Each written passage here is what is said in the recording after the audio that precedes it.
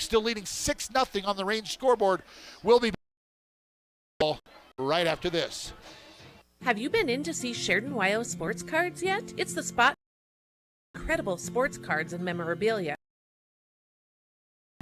All sports cards, including fighting, wrestling, Pokemon, and even racing. These guys have hobby boxes for the serious collectors and packs for those getting started. Graded slabs from PSA, SGC, and if you have a big card to grade, talk to the guys to have your card submitted to PSA. Family friendly and local.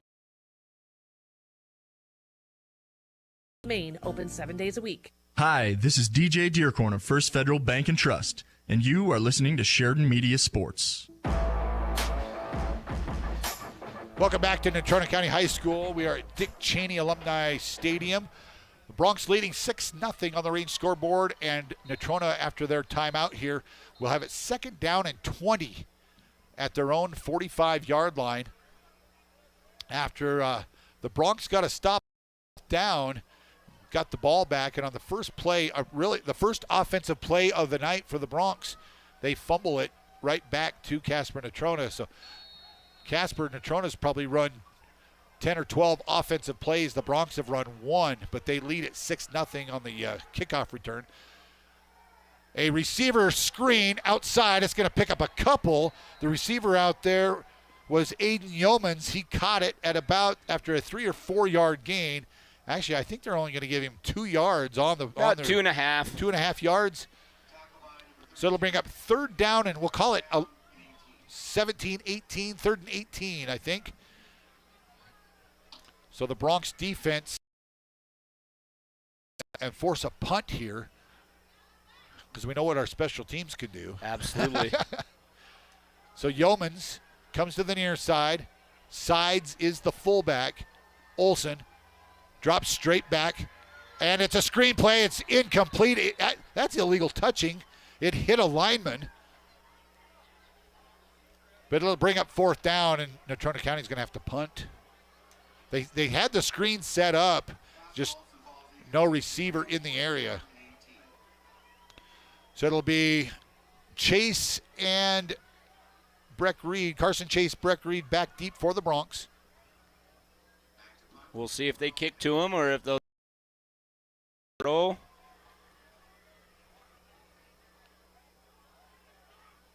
And the snap is good. The kick is away, and they do kick one, and it's a fair catch going to be called by Carson Chase.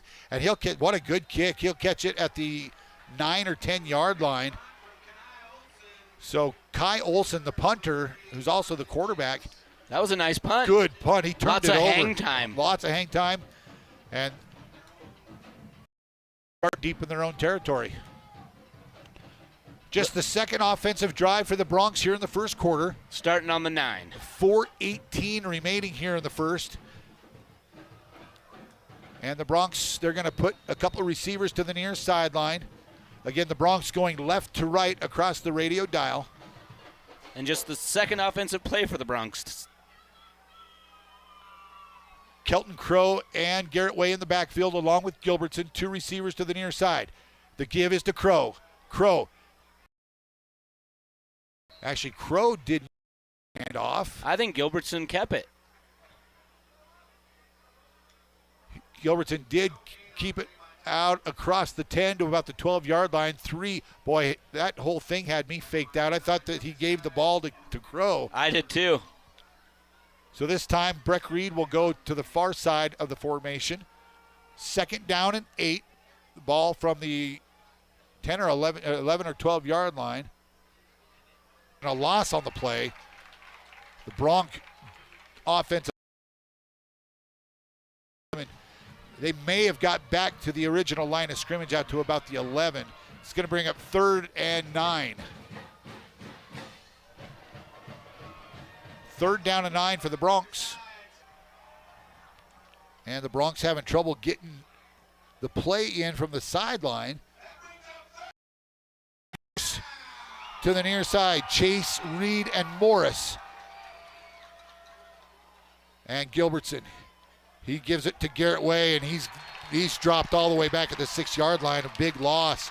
Boy, that D line for Natrona is penetrating. nothing doing on that offensive drive for the Bronx, and Gilbertson's going to have to punt from the back of his end zone.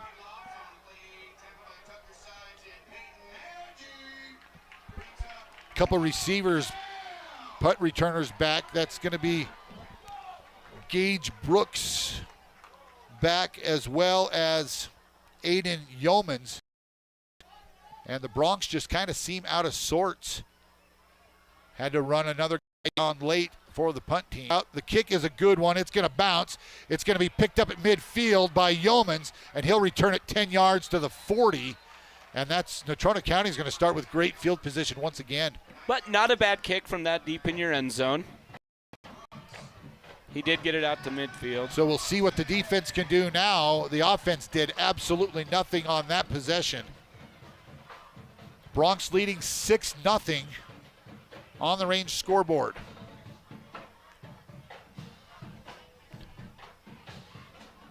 Natrona County huddles up on the sidelines. They'll just come straight out.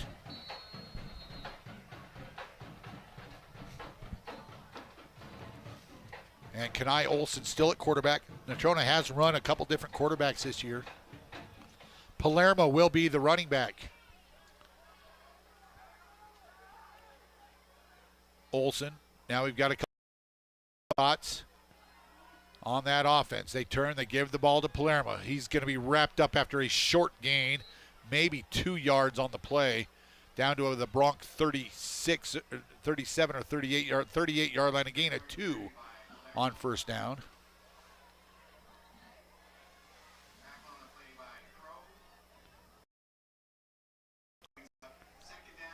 Second down and 8 for Natrona County.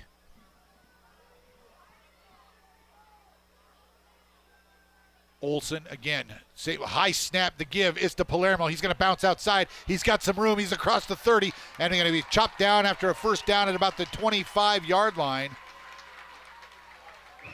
A good seal block on the end forced that even more outside, and he was able to bounce it outside down to the 25-yard line. So a 13-yard gain for Palermo. First down for the Mustangs.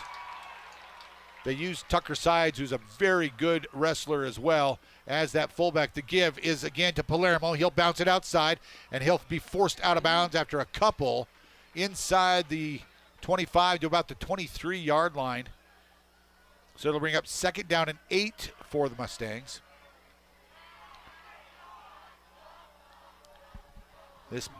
Right now, this Natrona County team is winning the battle in the trenches. Absolutely. So the Mustangs, they huddle up, come to the line of scrimmage. Olson in the gun. He'll turn, give it to Palermo again. He'll try to bounce it outside. He's going to be cut down for a loss all the way back to the 25-yard line. Good Bronc pursuit out there. Harvey Freiberger. Also Garrett Way and Keegan Rager from their linebacker Freiberger spots. did a nice job of forcing him to the outside, and then I don't know if it was Way or Rieger that came up and kind of cut him down at the ankles. So third down and 10 now after the 3-yard loss. And Burton Oley's going to come back into the ball game. Palermo will check out for the Mustangs. Third down and 10. Ball placed right at the Bronx 25-yard line. Olson. He'll follow the running back into the hole. He kept that one, and he'll pick up 1 yard, and it's going to bring up fourth down and 9. Let's see what the Mustangs decide. That's going to be the last play of the first quarter. So after one, the Bronx lead it on the range scoreboard 6-0.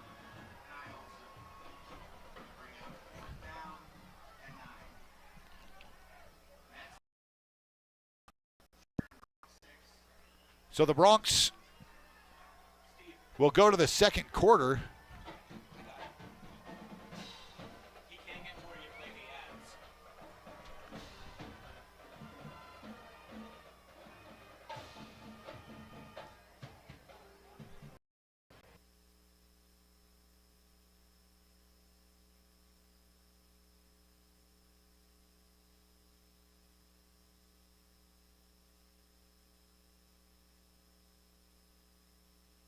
Is your toilet bowl so dingy and nasty that your dog won't even drink out of it? Originally it was white porcelain, but now it is a brownish green color. Ew. You need A-plus plumbers to come and take that gross thing away and install a new one that is white again. Something that you aren't embarrassed to let the company use, and something your dog can drink from. A-plus plumbers, 672-9454. A-plus plumbers, they are number one in the number 2 business.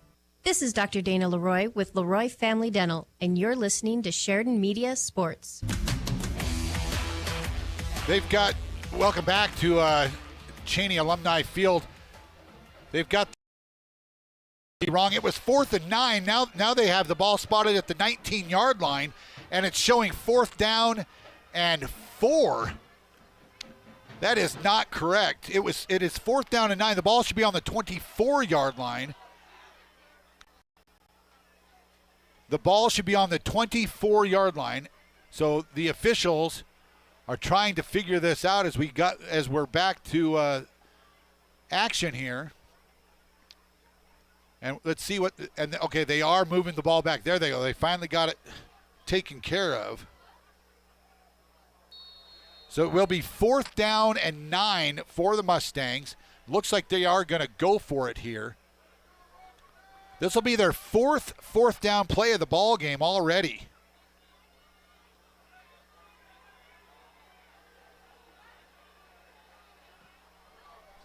Olsen drops back, looking to the corner of the end zone. There's a guy there, and it's caught, and that's going to be a Mustang touchdown. Breck Reed saw the ball coming and never reacted to it, and Yeomans was all alone in the corner of the end. Actually, that was Gage Brooks all alone in the corner of the end zone for the touchdown. That's a 29-yard touchdown play for the Mustangs. And the first points the Bronx have given up all year. And Breck Reed was there. He just reacted a little bit late to try to get back there and for the jump ball.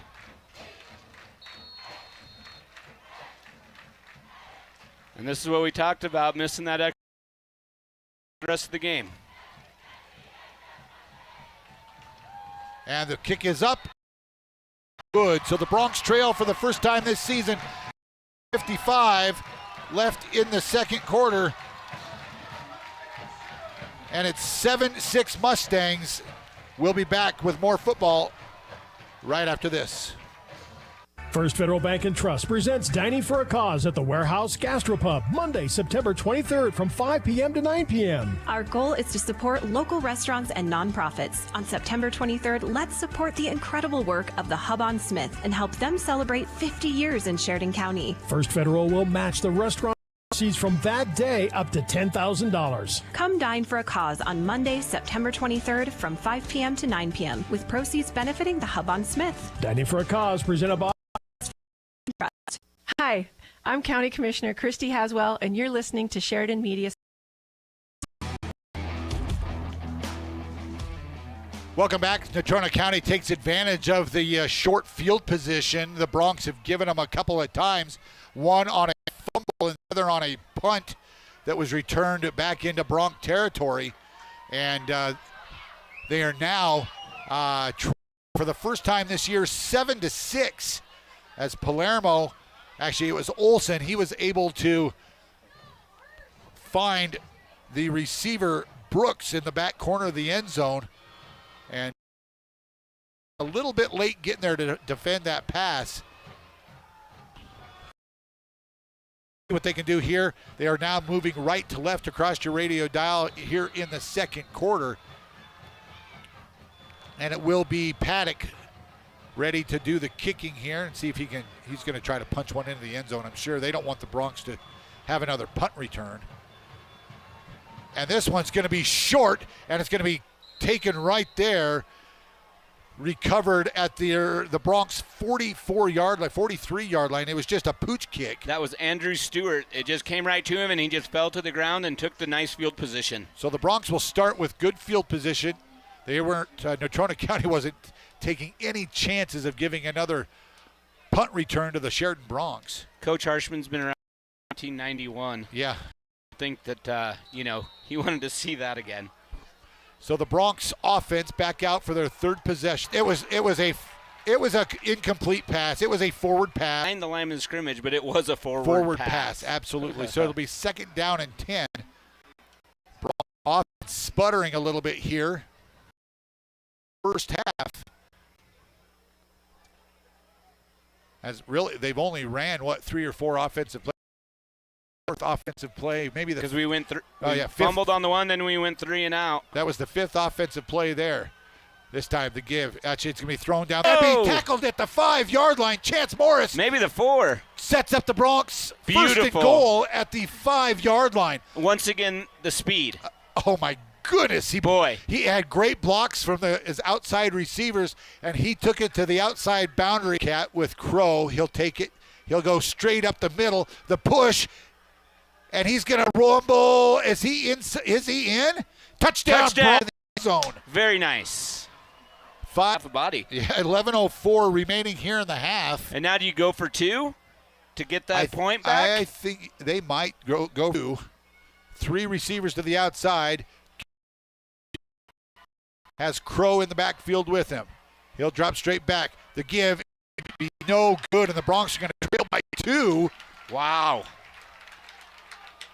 Off the hands of the receiver. I think that was Haswell. Second quarter action. You're listening to Bronx Football on 1410 KWYO, 106.9 FM.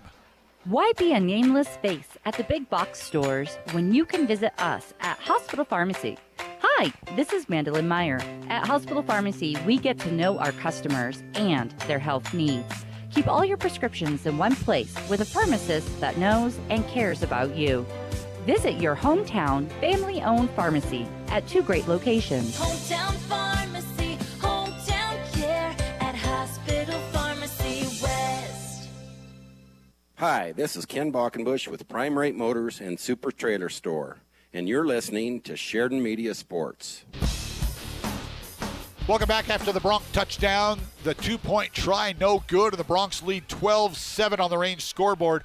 11:04 remaining here in the first half. Haswell has it booted up. Boy, that's going to be way out of the back of the end zone. That one went through the uprights. I think it did. That would have been a 60-yard field goal, but it came off the kickoff right through the uprights. And so Natrona County will start 1st and 10 at their own 20-yard line. The play calling better that drive. I mean, it was only 2 plays, but they got Chance Morris out in space. I just worry about we score really quickly, and it doesn't give the defense much time to rest. Right. You know, I'll take points any day. This defense is tenacious, and they'll be all right. A lot of these guys go both ways anyway, so a lot of them are on the field for O and D. Correct. So Olsen, he'll have Palermo in the backfield with him, and 3 guys are going to shift and then shift back to the far side. And the give is to Palermo. Nothing back there. Actually, he breaks contain, and he'll rumble for 5, 6, 7 yards. Maybe even give him 8. Wow, they had him stacked up in the backfield. Palermo got loose and rumbles for, I think, about 8 yards on the play. Yeah, they got to wrap up when they've got him stopped like that. So the Bronx defense, 2nd down and 2, just inside the 28-yard line.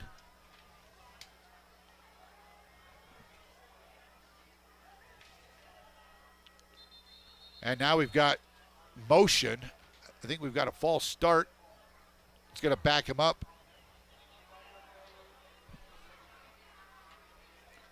So that'll back him up 5. It'll bring up 2nd down and 7. I think that might be the first penalty of the game. It is the first penalty of the game. And we got into the 2nd quarter. So the Bronx defense, that D-line, doing a good job of tying up the offensive line, letting those linebackers tackle. Linebackers have got to wrap up. In the formation, Natrona County sends 2 guys split wide to the near side. They're going to bring sides to the tight end, 1 receiver to the far side. The give is to Palermo. He'll bounce it outside, and he'll break contain again. That's enough for a Natrona County first down. Looked like a hold outside on that receiver. No call. If you're watching on No, there is a flag on the play. Is there a flag? Yeah, and it is a hold. They did get it. They did get the hold. We were kind of blocked by the lineman over there. It looked to be a big hold out there on the outside, and they did get it. So. That's a big penalty. Yeah, because that happened at the 24-yard line, right at the line of scrimmage. So it's going to bring up second down and about 16 now? 17. But all the way back to the 14-yard line. So the ball inside the 15 now for the Mustangs. Back-to-back penalties on Natrona. Olsen in the shotgun with 3 receivers. Now they're going to shift to the near side. He'll take the snap, fake the give. He's going to roll to the near side, looking downfield, and he's got a man, and that's going to be completed out across the 30. That's going to be enough for an NC first down. Good-looking throw by Kenai Olsen for the Mustangs first down. He had a lot of time to wait for that play to develop.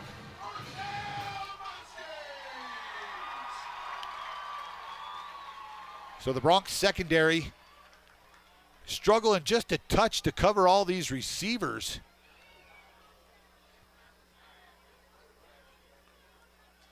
And these DNs have got to wreak some havoc. Freiberger and Haswell. Got to get some pressure on that quarterback. Olsen. He'll give it to Bertinoli. Bertinoli, and he fumbles. The ball's loose, and I think the Bronx got it. I think the Bronx have it. It is yes, Bronx they do. Football. Somebody came in and put their helmet right on the ball. And I think it was Keegan Rager that came up with the ball. So Rager's going to go ring the turnover bell for the Bronx. Boy, that's huge. That's a big turnover. Bronx are going to get great field position. So all the Bronx go over and celebrate that turnover. And that's the first turnover of the year by the Mustangs. That is correct. In almost 2.5 games, they haven't turned it over until just now. So Gage Rogers now in the ball game. The Bronx with 4 receivers in the formation. Rogers comes all the way to the outside on the near side. Chance Morris in the slot. Carson Chase and Breck Reed on the other side. This time they give the sweep to Morris. Morris puts his foot in the ground. He's going to be in for the Bronx touchdown. Wow, that was a great play fake. I personally thought that Ty Gilbertson kept it. The Bronx offense is just so fast.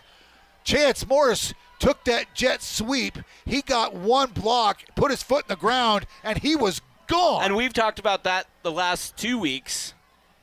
These running backs, whether it's Garrett Way, Chance Morris, the wideout, whoever, they put that foot in the ground, and they're gone. So Chance Morris scores from 37 yards out to get the Bronx back on the scoreboard. This time Gilbertson's going to line up the kick.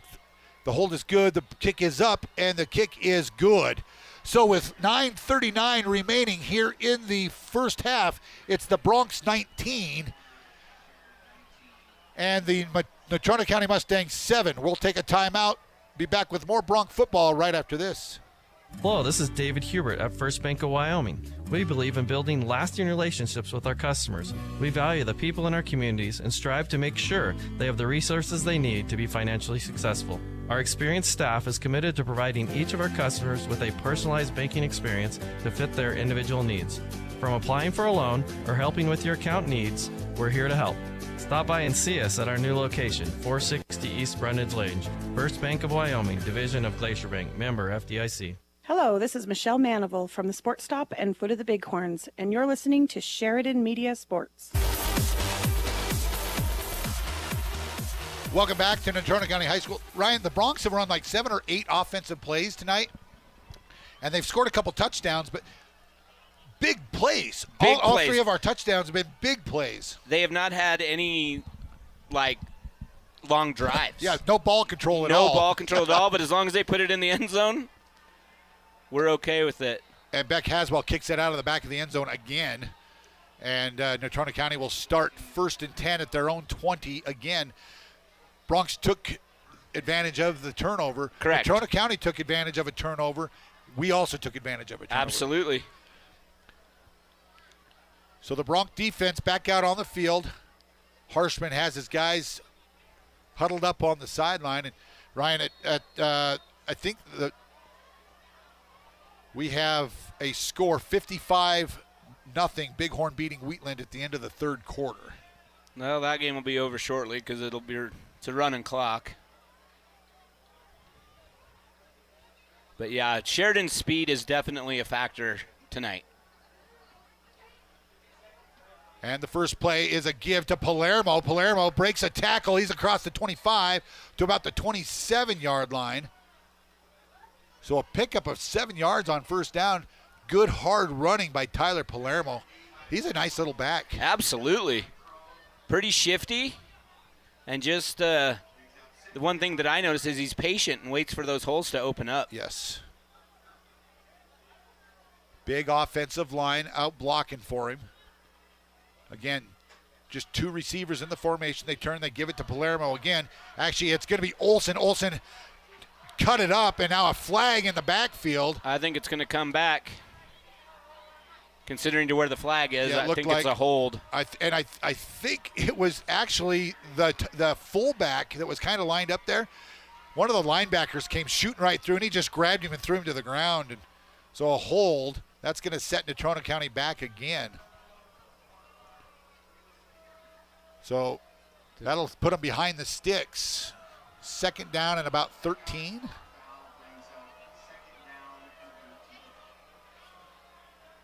Not sure.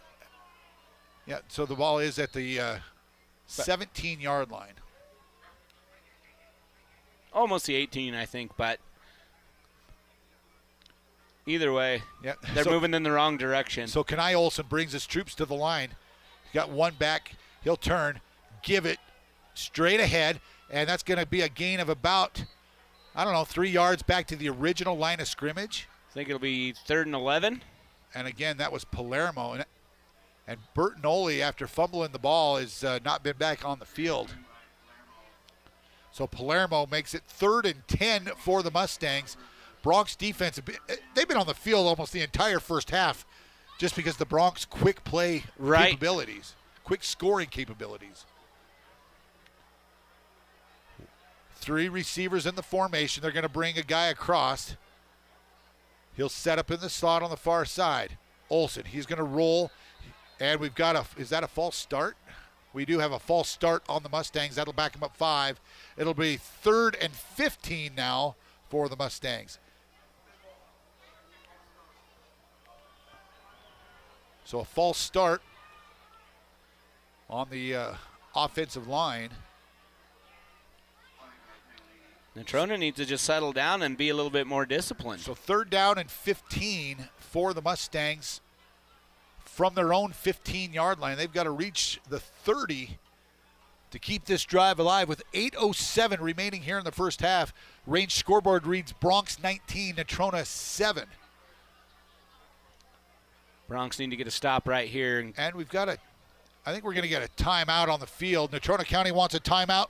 We'll take a timeout with some of our sponsors. We'll be back to Natrona County High School. You're listening to Bronx Football on 1410 KWYO 106.9 FM. Also streaming live at SheridanMedia.com. Are you looking for that fantastic in-town location with space for everyone, swoon-worthy mountain views, and a gorgeous park-like setting? Hi, this is Kim Hall with ERA Carroll Realty. Come take a look at 434 Crescent Drive, 5,300 plus square feet, 5 bedrooms, 3.5 bathrooms. In the desirable Keywood addition, this solid-built brick home is sure to please. Give me a call today, Kim Hall, ERA Carroll Realty, and the Pinnacle Home and Land Group, 520-227-5543. I'm Doug Hockett with Stiefel Investments, and you're listening to Sheridan Media Sports. Welcome back to Natrona County High School. Shane Parker and Ryan Parker with you here on 1410 KWYO 106.9 FM. And if you're able to, you can go to the Sheridan Media webpage and pull this game up live and watch it live. Bob Grammons, yes, the boss, Bob Grammons and Steve Schreffler out there. Right outside the press box here, bringing you all the live filmed action as we bring you it live on the radio. So Palermo, he's going to roll to the far side. He's just going to drop straight back. He's going upfield, and It's going to be intercepted by the Bronx. That's going to be Carson Chase with the interception. Boy, the receiver was pushing one of the Bronc guys completely out of bounds. Carson Chase undercut the short throw, and the Bronx, I mean, it's just like a punt, really. The Bronx are going to take over at the Natrona County, 37-yard line? So the Bronx with another short field. Andrew Stewart They marked it at the 38. But that play was fun to watch develop because he it was floating. Yep. And Carson Chase just waited, and then he jumped on it. Gage Rogers and Andrew Stewart to the near side.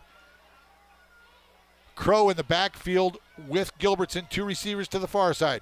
They'll bring Morris. They'll give him to him again on the jet sweep. He breaks one tackle across the 35 and is tackled inside the 35 at about the 33-yard line. So a good pickup of about 5 on first down for Chance Morris. Again, he's just returning from a concussion that he did not play last week. And he's had 2 big plays already tonight. One for a touchdown. The other was about a 60-yard run. Got tackled at the 5. Yep. So Gilbertson with Crow. He'll give it to Crow up the middle. He's got enough for the first down. Bronx are going to be tackled. That's Crow down about the 25-yard line. But the Bronx have the first down. Good blocking. That's right between the tackles. Good blocking inside by the Bronc offensive line. And Crow snuck through and was able to pick up about 8 yards. I like the way that he put both arms on the ball as he went through that line. Yep. Secure that baby. So now it's Garrett Way in the backfield with Gilbertson. 3 receivers in the formation with Haswell. This time it's Garrett Way. Garrett, he'll break a tackle across the 20. He's inside the 20-yard line, down to about the 16. That's a big gain of about 8 yards on first down by Garrett Way. I think that's his first actual carry of the night. We'll call it a gain of 8 on first down. Gilbertson had to tie his shoe, but he gets the play call. He's got plenty of time. Crow in the backfield alongside. Garrett Way in the slot to the near side. Gage Rogers to the outside. 2 receivers. Now Way. He'll take the jet sweep handoff. A big block by Haswell. Gives it to Way, and Way scores the touchdown. Bronc touchdown from 18 yards out. And the Bronx are offensively, they are just rolling. They are. Great blocking on the outside. Well, to spring him. Beck Haswell had an incredible block from his tight end spot that really sprung Way. And once again, what did he do? He put his foot in the ground, made a little cut to the left, and was gone. So Garrett Way gets in the end zone again for the Bronx, and they've really pushed this game open. Ty Gilbertson's extra point is up and good, and with 6:20 remaining here in the first half, it's Sheridan 26, Natrona County 7. We'll take a timeout, come back with more Bronc football on 1410 KWYO 106.9 FM.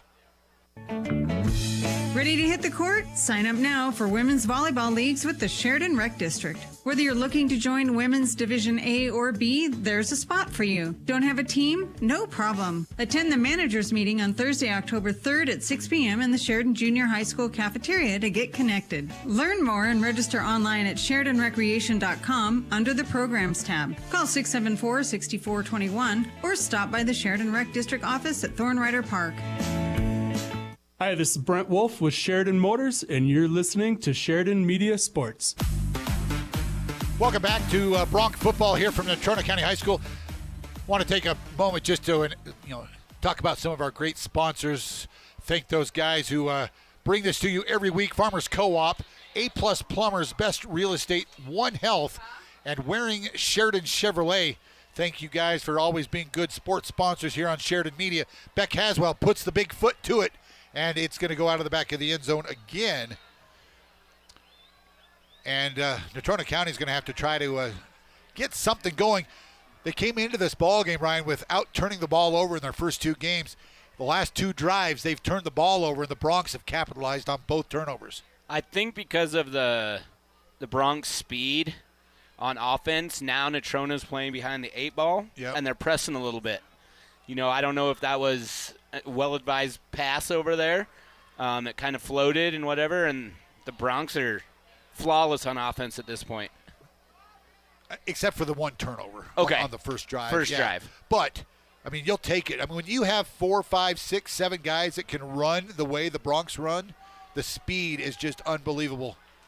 They knew they would have speed, and boy, it's showing tonight. Natrona County bringing a guy across the formation. The give is to Bertinoli. Bertinoli going to be stacked up, maybe a gain of 1 on the play. Tried to run off tackle to the near side, and the Bronx defense right there to knock him down after a 1-yard gain. And that was actually Palermo, the ball carrier. Bertinoli back in the ball game now. I think this is the first time he's been back in since he fumbled a couple possessions ago. I think so. Kanai Olson, he calls for the ball, brings a man in motion. That's sides. And he'll give it straight ahead to Bertinoli. Bertinoli going to be stacked up behind the line of scrimmage. A loss back to the 19-yard line. It's going to bring up 3rd and long again. Nice pressure by that defensive line. Wow. The Bronx, after a slow start offensively, just kind of took them a little bit to get going. I think now the defense is feeding off the offense. And they've been out there a lot. They've been out there a ton this half. Every time the Bronx touch it, they score quickly. So we approach 5 minutes left here in the first half. It's been a long first half. We're almost a full hour in. Lots of scoring, which stops the clock.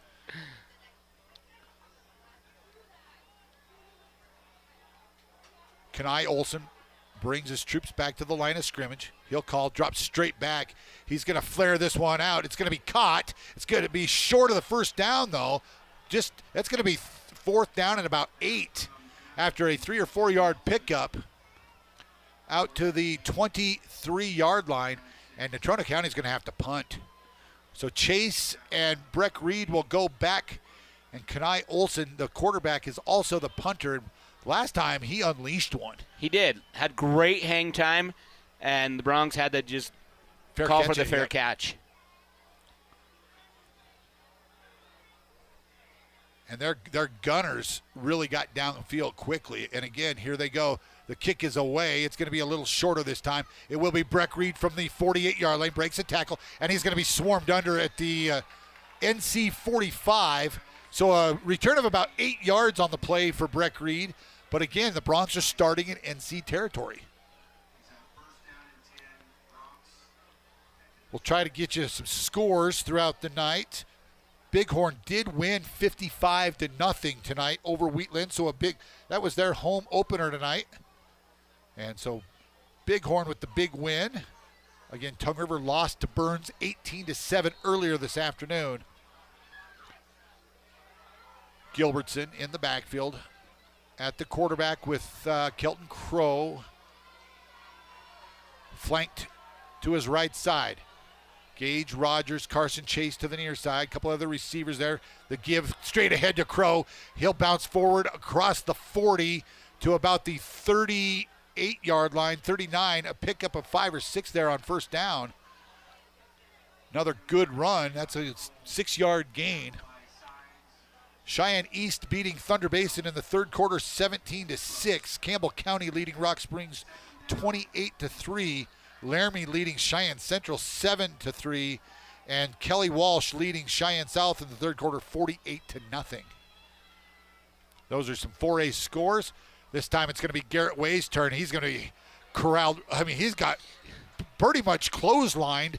It's going to bring up a third down play. Just a short gain for Garrett Way. A pickup of about 2 yards maybe. It's going to bring up 3rd down and 3 for the Bronx. Boy, the Bronx jet sweeps have been their most effective runs tonight. Let's see if you don't want to go to the well one too many times, though. Right. See if the Bronx, what they do here. It's not going to be a wildcat. It's going to be Crow in the back. He'll be lined up kind of as a fullback with Garrett Way. They're going to bring Carson Chase across the formation. Gilbertson He'll call for the ball, and he gives it to Way. He's got enough for the first down and more. He's inside the 30, the 25, 20, and down at about the 19 or 18-yard line. But we do have a flag. It's a hold on the Bronx. Back at the 37-yard line, 38-yard line. So the Bronx, their first penalty of the ball game. So this is going to make it 3rd and long for the Bronx. It'll be, 3rd and about 13 after they step it off. So 3rd and 13 for the Bronx. Nice run by Garrett Way. It was. But that's speed. But the hold. Andrew Stewart comes back on the field for the Bronx as the Bronx put some receivers in the formation. It'll be Garrett Way in the backfield with Gilbertson. And I see Gage Rogers, Andrew Stewart, Carson Chase, Ryan Taylor, the lone receiver to the far side. And Garrett Way, and what do we got? Timeout on the field going to be called by the Bronx. We've got 2:21 remaining here in the first half. The Bronx leading 26-7 on the range scoreboard. We're back with more football right after this.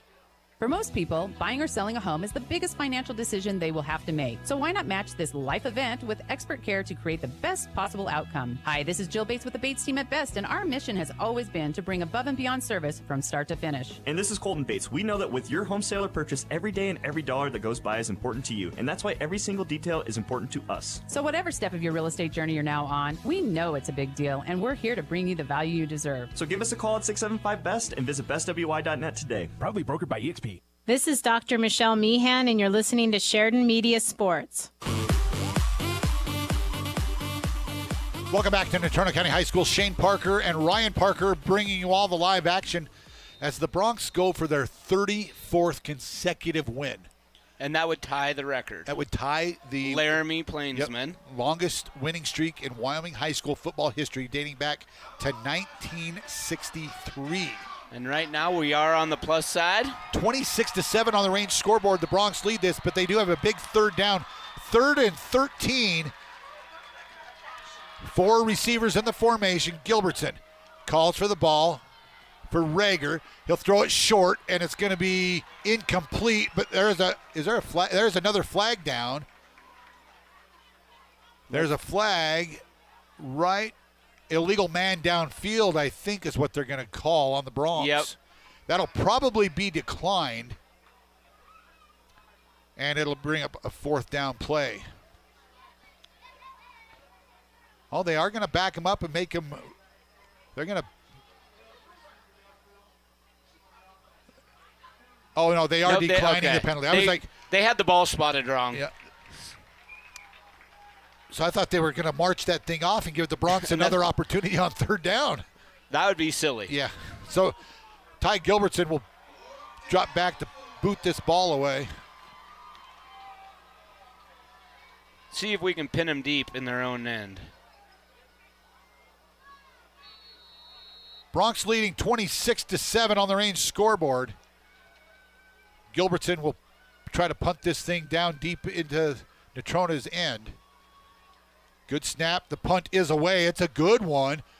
And a fair catch is going to be called for and caught right at the 9 or 10 yard line. So Natrona County will start deep in their own end. That was a good kick by Ty. And I think they're going to spot it actually about the 8 yard line. If they're putting it where the official is standing. Yeah, it's going to be at the 8 yard line. Just across the 7.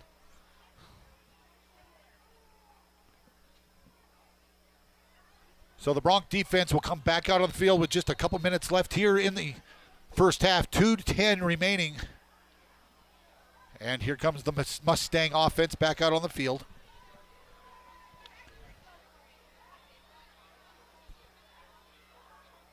Kenai Olson, the quarterback, with one back lined up behind him. That's a different running back. Haven't seen him yet tonight.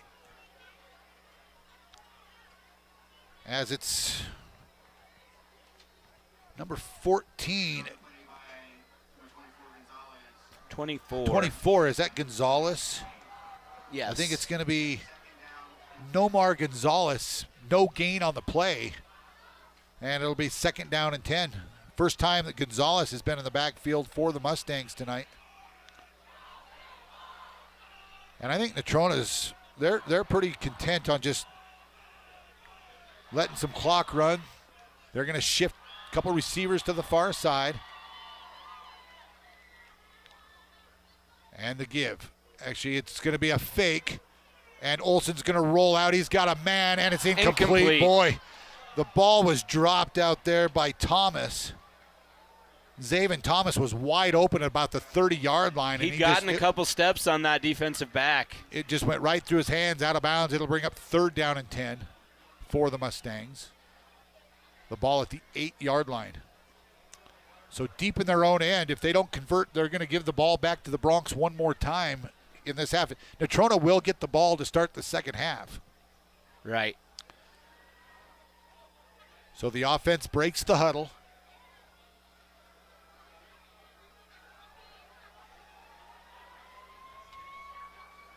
Olsen, and the give is to Palermo. Palermo across the 10. Did the ball come loose? Oh, no, he was still on his feet. I saw a bunch of Bronc defenders were diving in. I thought maybe the ball was loose, but it will bring up 4th down after about a, 3 or 4 yard gain, and it's going to bring 4th down and about 5. And I think the Bronx called a timeout. The Bronx did to stop the clock. I was wondering, but I didn't see the officials do anything, but the clock was stopped. But we'll keep it right here as we have a minute 8. Thank some of our sponsors. Again, Sheridan Community Federal Credit Union, the Sheridan Rec District, the Bank of Sheridan, Thompson Master Masons, and the good folks at McDonald's. Thank you for being sponsors of Sheridan Media Sports. We couldn't do it without our great sponsors.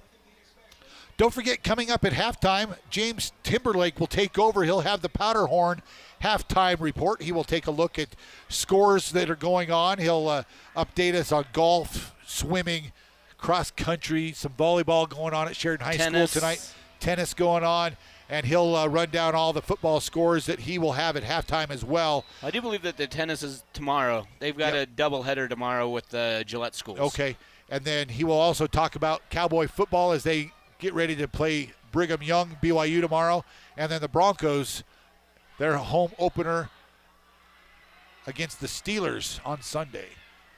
So the snap for the punt is good, and it's not a great kick, but a kick that's going to bounce right about midfield, and the Bronx will start inside Natrona territory. Breck Reed, he thought about trying to catch that one, but he was on a full sprint. That was a wise decision. It was a good choice by Breck to just kind of stay away from the ball. And it just kind of hopped away from him, but it was a great decision not to grab it. You got a minute to go, and the Bronx have proven that they don't need much time to score. Yep. So the Bronx are going to have some of those younger backups here at the end of this. Gilbertson will be still at quarterback. And I think that's Crow lined up with him. It is Crow. They'll look to the side. Now Chance Morris is going to come to the near side with Rogers and Chase.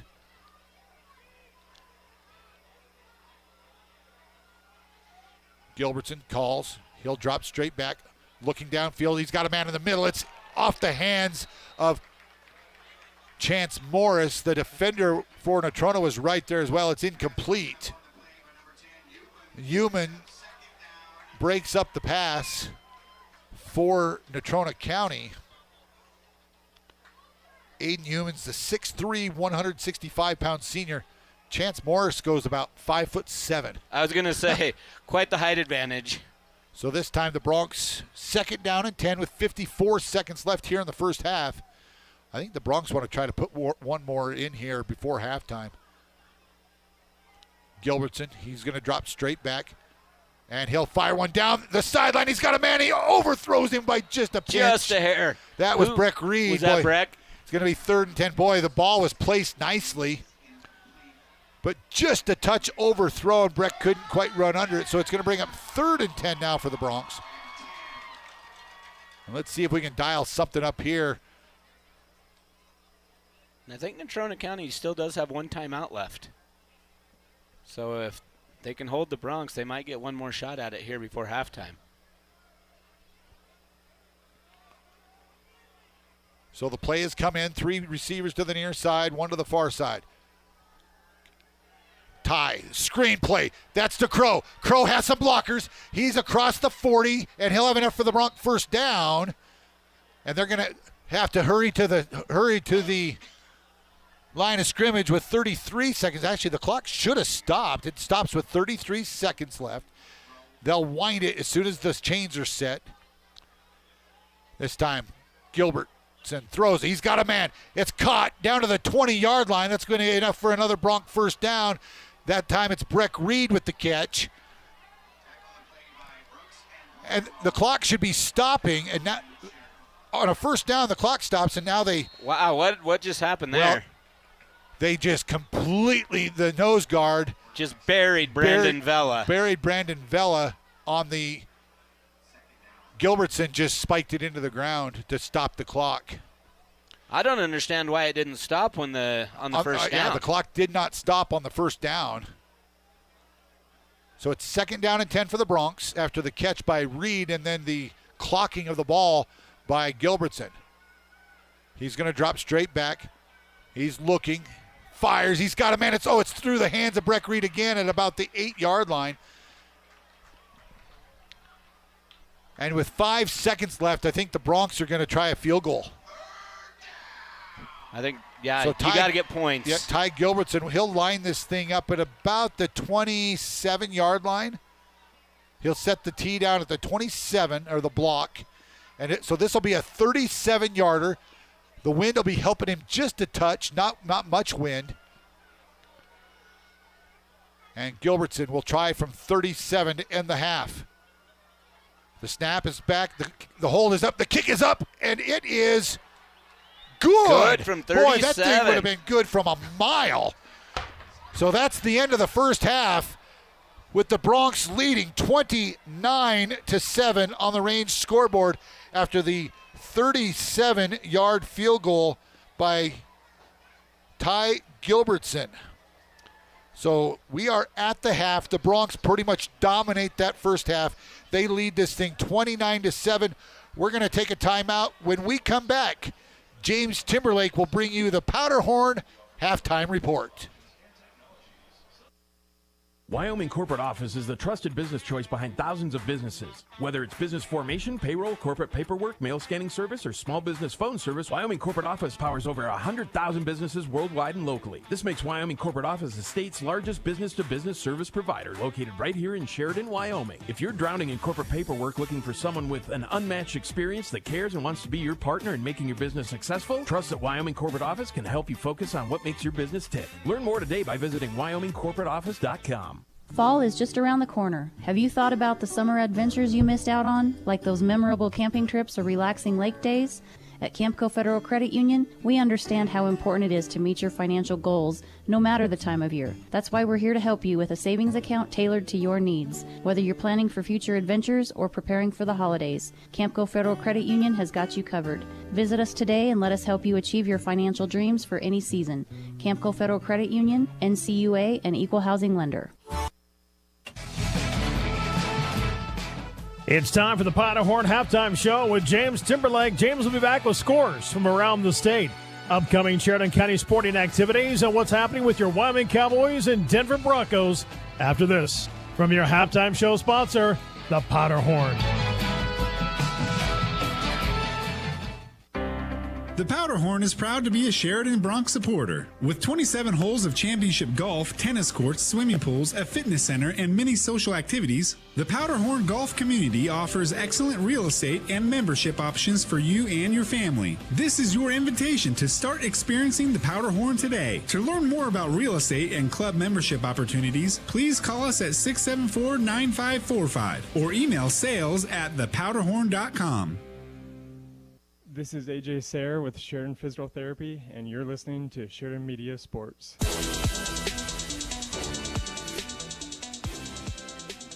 We have hit halftime here at Cheney Alumni Field in Casper between the Bronx and the Natrona County Mustangs. Welcome, ladies and gentlemen, to the Bronc Halftime Report presented by the Powderhorn. I am your host, James Timberlake. The Broncs started off a little slow last week against Thunder Basin, but were able to pull away in the second half to win their 33rd game in a row. They could tie the longest win streak in Wyoming high school football history with a win tonight against Natrona County. And right now at the half, the Broncs do lead the Mustangs 29-7. I'll give you a schedule of all the local sports action coming up this weekend, as well as a quick preview of the Broncos and Cowboys tomorrow and Sunday. But first, let's get you caught up with some of the other football scores from around the state. The Broncs and the Mustangs had the late game this week, so all the 4A games are currently underway, with some of them final as well. This one is final. Cheyenne East, they beat Thunder Basin 31-6, and again, that one is final. Campbell County, this one's final as well. Campbell County won at home over Rock Springs 35-3. Laramie is beating Cheyenne Central 7-3. Laramie at home in that one. And Kelly Walsh is running away from Cheyenne South. Kelly Walsh at home in that one, 48-0. That one's approaching the end of that game as well. Locally in 2A action, we got two finals there.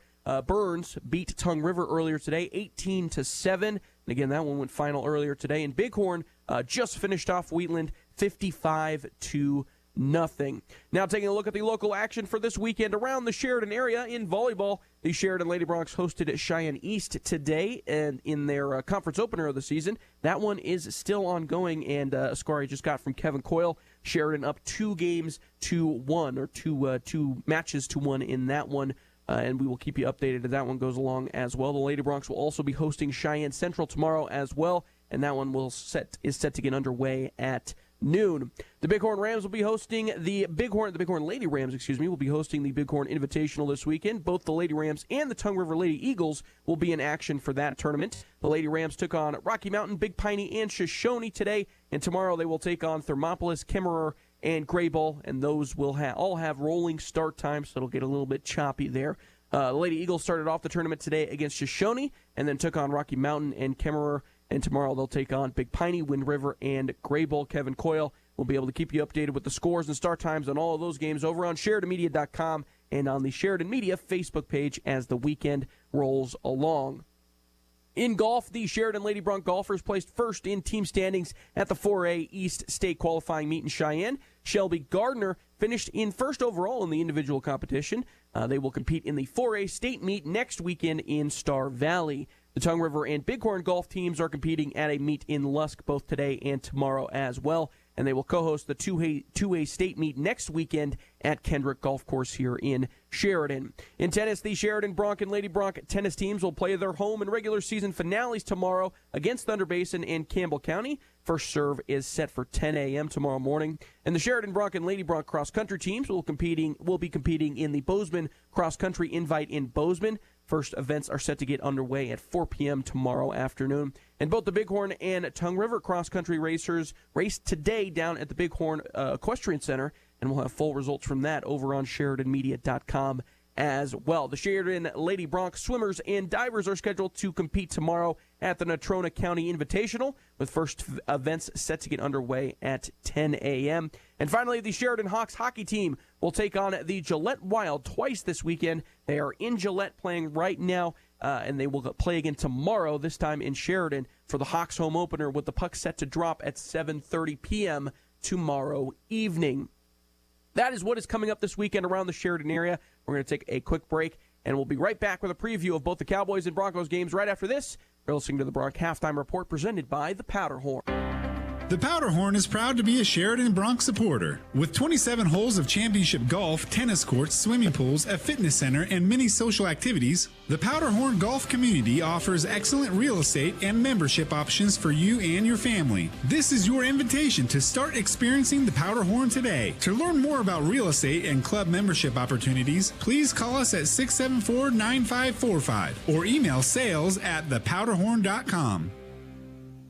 Wyoming Corporate Office is the trusted business choice behind thousands of businesses. Whether it's business formation, payroll, corporate paperwork, mail scanning service, or small business phone service, Wyoming Corporate Office powers over 100,000 businesses worldwide and locally. This makes Wyoming Corporate Office the state's largest business-to-business service provider, located right here in Sheridan, Wyoming. If you're drowning in corporate paperwork looking for someone with an unmatched experience that cares and wants to be your partner in making your business successful, trust that Wyoming Corporate Office can help you focus on what makes your business tick. Learn more today by visiting WyomingCorporateOffice.com. Hi, this is DJ Dearcorn of First Federal Bank and Trust, and you are listening to Sheridan Media Sports. And welcome back to the Bronc Halftime Report, presented by the Powderhorn at the halfway point. The Sheridan Broncs leading Natrona 29-7. Moving over to the more regional stuff here, Cowboy football, Bronco football. Cowboy fans, not exaggerating when I say this, the Cowboys have been one of the worst teams in the FBS 2 weeks into the 2024 season. They fell last week to Idaho 17-13. It was the Pokes' first loss to Idaho since 1921. It was their first loss to an FCS school since 2015. Obviously, given the score, the Pokes weren't dominated by any means. However, the loss can be attributed to multiple bad-timed penalties and a turnover from the Cowboys. I'll give you three of the most notable moments that kind of summed up the whole day. Cowboy quarterback Evan Svoboda, I always have trouble with that name, Svoboda, fumbled the ball away early in the first quarter to put the Vandals in plus territory, which led to one of their 2 touchdowns on the day. And then late in the third quarter, Cowboys have first and goal on the Idaho 1 yard line, but the Cowboys get a false start, pushing them back 5 yards, and then finish the drive with a run of 2 yards, a 3-yard pass, and an incompletion, and they have to settle for a field goal. And then finally in the fourth quarter, with under 5 minutes left, the Cowboys are able to get inside the Idaho 40 with a fresh set of downs. Svoboda throws an incomplete pass on 1st and 10. Then the Cowboys get back-to-back 10- and 5-yard penalties, setting them up for a 2nd and 25, which pushes them completely out of field goal range and going for it range, so both of them. And they have to punt it back to Idaho, essentially icing the game late in the fourth quarter. The Pokes, by no means, were outplayed by the Vandals, but the situational stuff like that was just killer throughout the game. They just don't have the weapons to recover from the constant shots to the foot. So, after 2 disastrous games, where do the Pokes stand statistically? Well, as you would expect, it's not great. Through 2 games, they averaged the 2nd lowest yards per game in the country. They are tied for the lowest average yards per game in the country. They averaged the 3rd lowest pass yards per game in the country. But it's basically last because they're ahead of 2 teams that essentially only run the triple option in Army and Air Force. Their defense has maybe been a little bit better, but not by much. They rank in the bottom 3rd in rush yards allowed per game, pass yards per game, and total yards per game in the country as well. The advanced analytics do the Pokes no favors either, with an offensive and defensive EPA, an offensive success rate, and drop-back success rate that all ranks in the bottom 10 in the entire country. Another stat that has been alarming for the Pokes is their ECKL rate, E-C-K-E-L rate, on both offense and defense. ECKL rate is just essentially how often your offense and defense generates/allows, so defense allows, a big play, touchdown, or first down inside the 40 on any given drive. So, for example, the Cowboy offense through 2 games, when their opponent went inside the opponent's 40-yard line, they are converting a first down or scoring a touchdown on those drives just 8% of the time. 8%. As for their defense, when inside the Cowboys' 40-yard line, the Poke defense is allowing a first down or a touchdown 80% of the time on those drives. That is not good. Not to mention, it is not getting any easier for the Cowboys. They welcome in the BYU Cougars this week into Laramie. BYU has started off 2-0 so far this season, starting with a dominant victory over an FCS opponent, and are coming off a very solid upset road victory over SMU. The Cougars have put together a pretty solid defense so far this season, holding what should be a decent SMU offense to just 5 field goals. And the reason I brought up ECKL rate earlier is because the Cougars have been a very good ECKL rate team so far this season. Their defense allows a relatively high ECKL rate, allowing opposing offenses inside their 40. However, they are allowing the lowest amount of points when said opposing team is inside their 40 in the entire country. The lowest amount of points when inside their 40. That can be attributed to a couple of things, some of it turnover and special teams luck, but also being very effective at not allowing big plays early in downs, as well as a low success rate later in late downs as well. Their offense hasn't been as impressive, but they also, being middle of the pack in a lot of offensive categories so far this season, have been more impressive than the Pokes so far this season. Cowboys, they're looking to get somewhat of a restart to their season and this weekend could be a nice upset win over the BYU Cougars. But as of right now, the Pokes will come in as 11-point home underdogs, depending on where you look. We will have all the action live for you, though, between the Cougars and Cowboys tomorrow evening on 1410 AM and 106.9 FM KWYO, with kickoff set for 7 p.m. The Denver Broncos opened up their season with a loss on the road in Seattle to the Seahawks last weekend, 26-20. It wasn't the dream showing from a rookie quarterback that Broncos fans are seemingly always envisioning. In fact, it felt very similar to a majority of the previous starts by quarterbacks wearing that uniform since 2016. Bo Nix wasn't awful in his debut by any means, but he didn't inspire a ton of confidence after that first game, albeit none of the highly touted rookie quarterbacks did inspire a whole lot of confidence in week one. I will say it didn't feel like the game plan and the game script provided Nix for the most optimal positive outcome, at least when it comes to his games. Sean Payton dropped him back to pass 49 times in the loss to the Seahawks. It was a very throw him into the fire type of approach by Sean Payton. If you watch the tape, Nix was making a lot of those prototypical rookie mistakes. He had 2 interceptions. One, he stared down his receiver for essentially a full 20 yards, and the safety just read and reacted. The second one, Nix threw to a triple-covered receiver on a passing route with a pass that you could probably get away with in college, but not in the NFL. He did show a little of his ability to maneuver the pocket and escape pressure, finishing with a top 11 in time to throw despite being pressured on 41% of his passes, which was the 8th highest in week one, but was only sacked twice. You'd like to see him turn that extended time to throw into longer plays downfield, but that is not what transpired on Sunday. Nix also ran play action on 27% of those pass plays, but there was absolutely no real threat of an effective run game for the Broncos throughout the game, so Seattle was able to just sit back and play against the pass all game long. I do think in order to build an effective offensive game plan around Nix, the Broncos will have to get the run game going more efficiently, more effectively, in order for the pass game to open up a lot more in play action. It is part of the reason why teams like the Colts, the Dolphins, the Lions, the Texans are able to buy their quarterbacks so much time behind the line of scrimmage and get things going in the intermediate and deep parts of the field.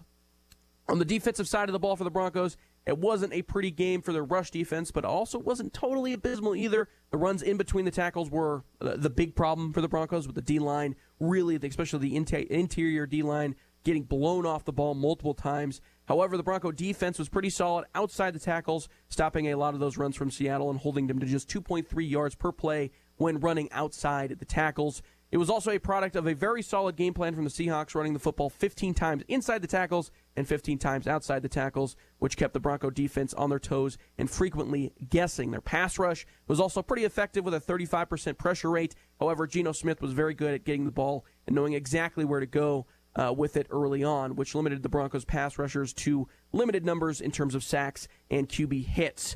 The Broncos will welcome in the Steelers this week, and that is just about the last team you want to see if you are in week 2 of a rookie quarterback rebuild. Their defense is unbelievably good at being able to get pressure on quarterbacks, even though they blitz at the lowest rate in the NFL. It helps, obviously, that they have arguably the best pass rusher on the planet in TJ Watt, but defensive coordinator Terrell Austin is a wizard at being able to use Watt effectively while getting the most out of the rest of his defensive line and forcing quarterbacks into mistakes, which is what we saw a lot of in their last matchup with Atlanta. As for their offense, it's the Steelers. They're suffering from the same constipated offense that the Broncos have had for about the same amount of time. And let me put it this way, odds makers don't have the total set at 37 for this game for nothing. You would need the final in this game to be 21-17 or something like that in order for an over bet to cash. So don't expect a lot of offense in this one, is essentially what I'm saying. Maybe go watch Chiefs-Bengals if you're looking for that sort of thing. This will be a defensive matchup. The Broncos sit at 3-point underdogs right now, and we'll have all the action live for you over on Fox Sports 106.3 FM with kickoff scheduled for 2:25 p.m. Sunday afternoon. That is going to wrap things up for me, ladies and gentlemen. I want to thank you very much for tuning in. We're going to send it back out to Shane and Ryan in Natrona for the start of the second half. I've been your host, James Timberlake, and you have been listening to the Bronc Halftime Report presented by the Powder Horn. The Powderhorn is proud to be a Sheridan Bronx supporter. With 27 holes of championship golf, tennis courts, swimming pools, a fitness center, and many social activities, the Powderhorn Golf Community offers excellent real estate and membership options for you and your family. This is your invitation to start experiencing the Powderhorn today. To learn more about real estate and club membership opportunities, please call us at 674-9545 or email sales@thepowderhorn.com. Fall is just around the corner. Have you thought about the summer adventures you missed out on, like those memorable camping trips or relaxing lake days? At Campco Federal Credit Union, we understand how important it is to meet your financial goals, no matter the time of year. That's why we're here to help you with a savings account tailored to your needs. Whether you're planning for future adventures or preparing for the holidays, Campco Federal Credit Union has got you covered. Visit us today and let us help you achieve your financial dreams for any season. Campco Federal Credit Union, NCUA, and Equal Housing Lender. Want a great new idea for lunch at Farmers Co-op? I call it the Build Your Own Sampler Platter. I couldn't make up my mind, so I walked up to the deli window and ordered all 3, gizzards, mushrooms, and some matzo sticks. It was awesome. You can do the same thing with mini tacos, chicken strips, or wings. Heck, mix and match anything you want. Lunch can be pretty cool at Farmers Co-op, owned by those they serve, 1450 Coffeen Avenue in Sheridan.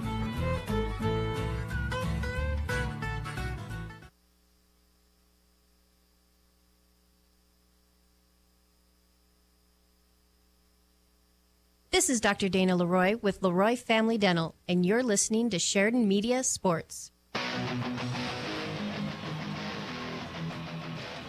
Welcome back to Natrona County High School. The Bronx leading here at halftime, 29-7. 29-7 after they got that big field goal, 37-yard field goal by Ty Gilbertson to end the half. And, the Bronx got the ball back after forcing that punt, used a couple timeouts to stop the clock, to get the ball back with plenty of time left. Drove down and at least got a chance to put points on the board, and they did it. They did. Great clock management by the coaching staff. And, we saw a little bit of everything in that first half.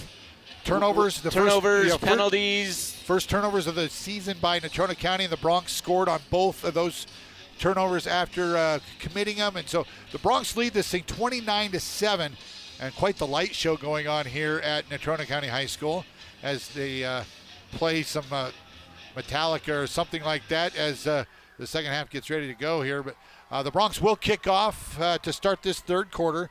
And Natrona County, Steve Harshman's been the head coach here since 1991. I'm sure he knows how to regroup at halftime. He knows how to get things done. This game's not over. Absolutely the Bronx not. Still have to come out and play a second half. He's been in this position before. Absolutely. A lot. So and no doubt in my mind, the Bronx cannot relax. Yep. They got to come out, play Sheridan Bronx football, and things will take care of themselves. One other final score coming in from 4A football. Cheyenne East did defeat Thunder Basin tonight, 31-6. First time in the career or in the history of Thunder Basin, they're 0-3 to start the season. So Beck Haswell puts the boot to this one. It's going to go into the end zone and another touchback. What a weapon. I mean, Ty Gilbertson's a great kickoff guy as well, but you have Beck Haswell. I think he's the goalie for the soccer team, so he can really boot the ball. I mean, no returns. He hasn't given up a return tonight. No, so, I mean, that's a huge thing to not have to defend a return. Yeah, you don't give up any field position. And you don't get tired running the field. Absolutely. So Natrona County will start with the ball here as we go to the third quarter. 1st and 10 at their own 20. Kenai Olson will have Bertinoli, the running back. He is the younger brother of the University of Wyoming defensive lineman, Jordan Bertinoli. And it is a toss to Bertinoli. He's going to get to the edge, but boy, that closed quickly and maybe a gain of 1 on the play. Who was that? I think it was Harvey Freiberger. And Beck Haswell. But, man, they really collapsed in a hurry. It looked like that edge was set. And I think Freiberger turned him back in the inside. 2-yard gain on the play. 2nd down and 8 for Natrona. The Bronx have done a good job of really hawking the ball, just getting to the ball. 4 receivers to the far side of the formation. Now they shift. A lot of shifting by this Natrona County team. And Olsen, he'll roll out to the near side, looking downfield. He's got a man, and it's going to be caught. And big hit along the sideline by Breck Reed, but it's going to be enough for a Natrona County first down. That play's been there all night long. The catch was made by Taven Thomas. Zaven Thomas, that is. And that's a pickup all the way out to the Natrona County, 37-yard line? It's where they'll set up 1st and 10. Natrona's coming out. They're going to be aggressive. They have to be. They're behind on that scoreboard, so the Bronx need to be ready. 29-7, the Bronx lead on the range scoreboard. And the give this time is to Palermo, and he'll ride a defender for a couple yards, maybe give him, 2 yards on the play, 1.5 yards maybe, out to the Natrona 39-yard line.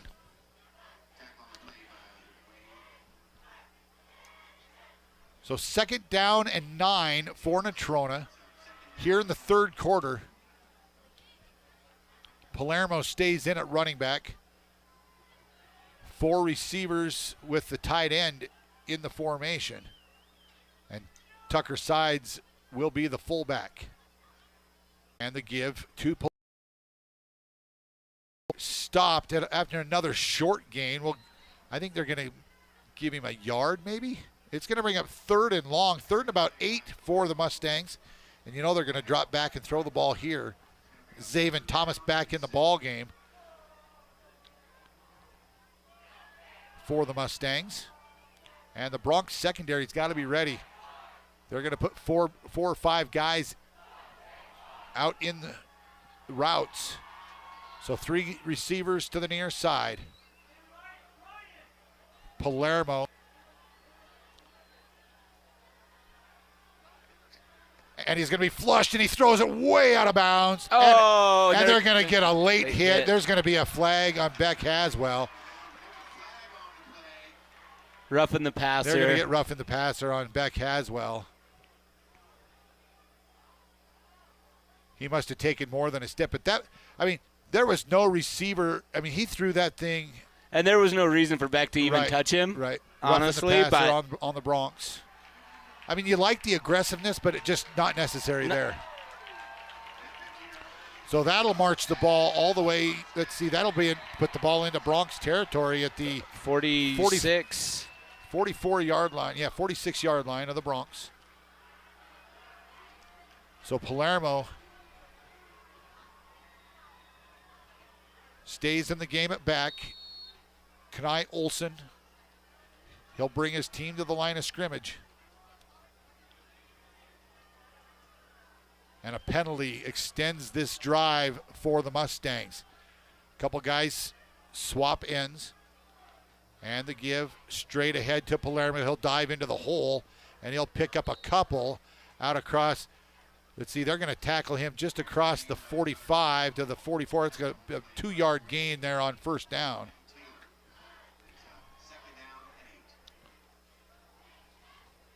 More replacements in as Peyton Maggi comes into the ball game for the Mustangs. We've not yet seen him in the offensive backfield at all.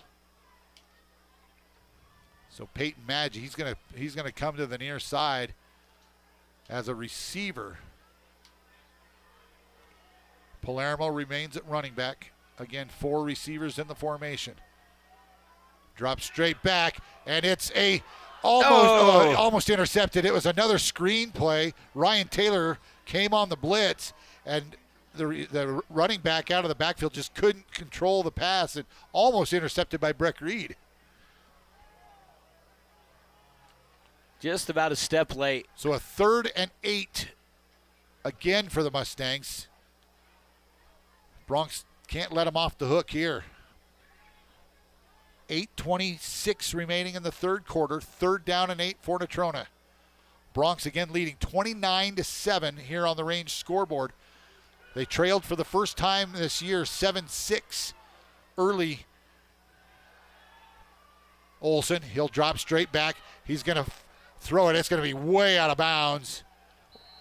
And no flag this time. Olsen wanted the roughing the passer this time, and he's going to talk to the referee. And it's going to be 4th down now and 8. Are they at a point in the game where they have to go for it? I think they're going to punt. Well, looks like they're bringing the punt team on anyway. Yes, they will bring the punt team on. And this could be a spot where they might try to fake it, so the Bronx have to be ready because you do have the quarterback as the punter.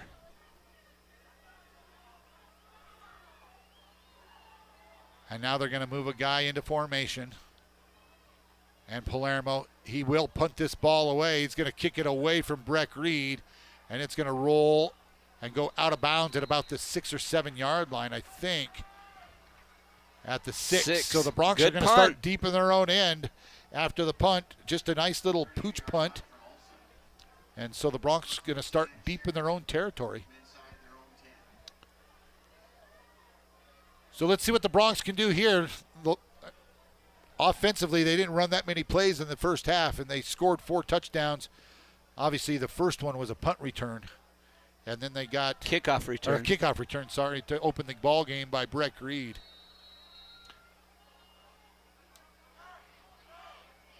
And Kelton Crow, the running back.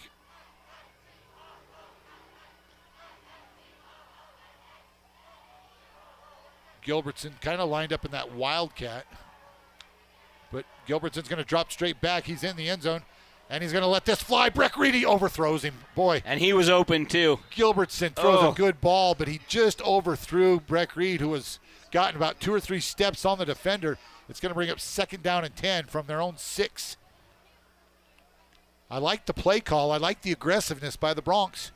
Just needs to put a little more air underneath that ball. And let these fast receivers just run underneath it. I mean, he threw that ball over 50 yards in the air. I mean, he was 2 or 3 yards deep in the end zone, and that landed at the 45 of Natrona County. Yeah.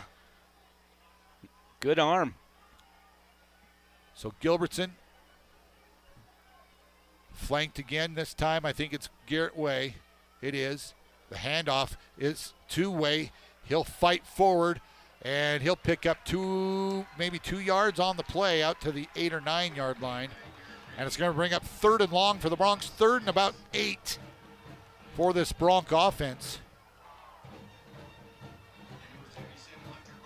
They need to pick up at least a 1st down here to try to at least flip the field a little bit. Gilbertson quickly back to the line of scrimmage. 7:34 and counting here remaining in the 3rd quarter. And Way will move to the left side of Gilbertson. The receivers get set. And the give straight ahead to Garrett Way. He breaks a tackle. He's out across. He's going to have close to the 1st down. I think they might have given it to him. Let's see. They're going to stop the clock. Out across the 15 to the 16 yard line. Let's see. Referee's going to come in and look. And first down Bronx. Way would just not go down. Just tough-nosed, hard-nosed running by Garrett Way to pick up how far he had to get. To pick up that 1st down. So receivers in the formation to the near side. Way stays in the backfield with Gilbertson. Breck Reed and Carson Chase to the near side. We've got a man in the slot on the far side.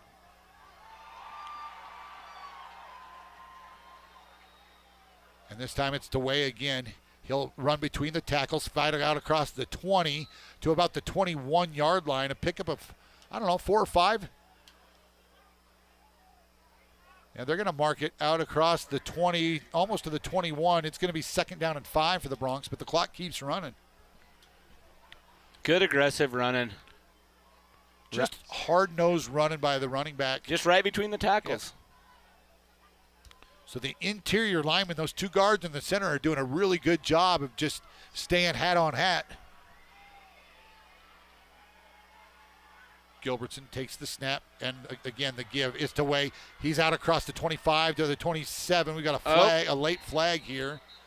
I think they're going to get a hold. Or it's a sideline warning. It's going to be a sideline warning, I think.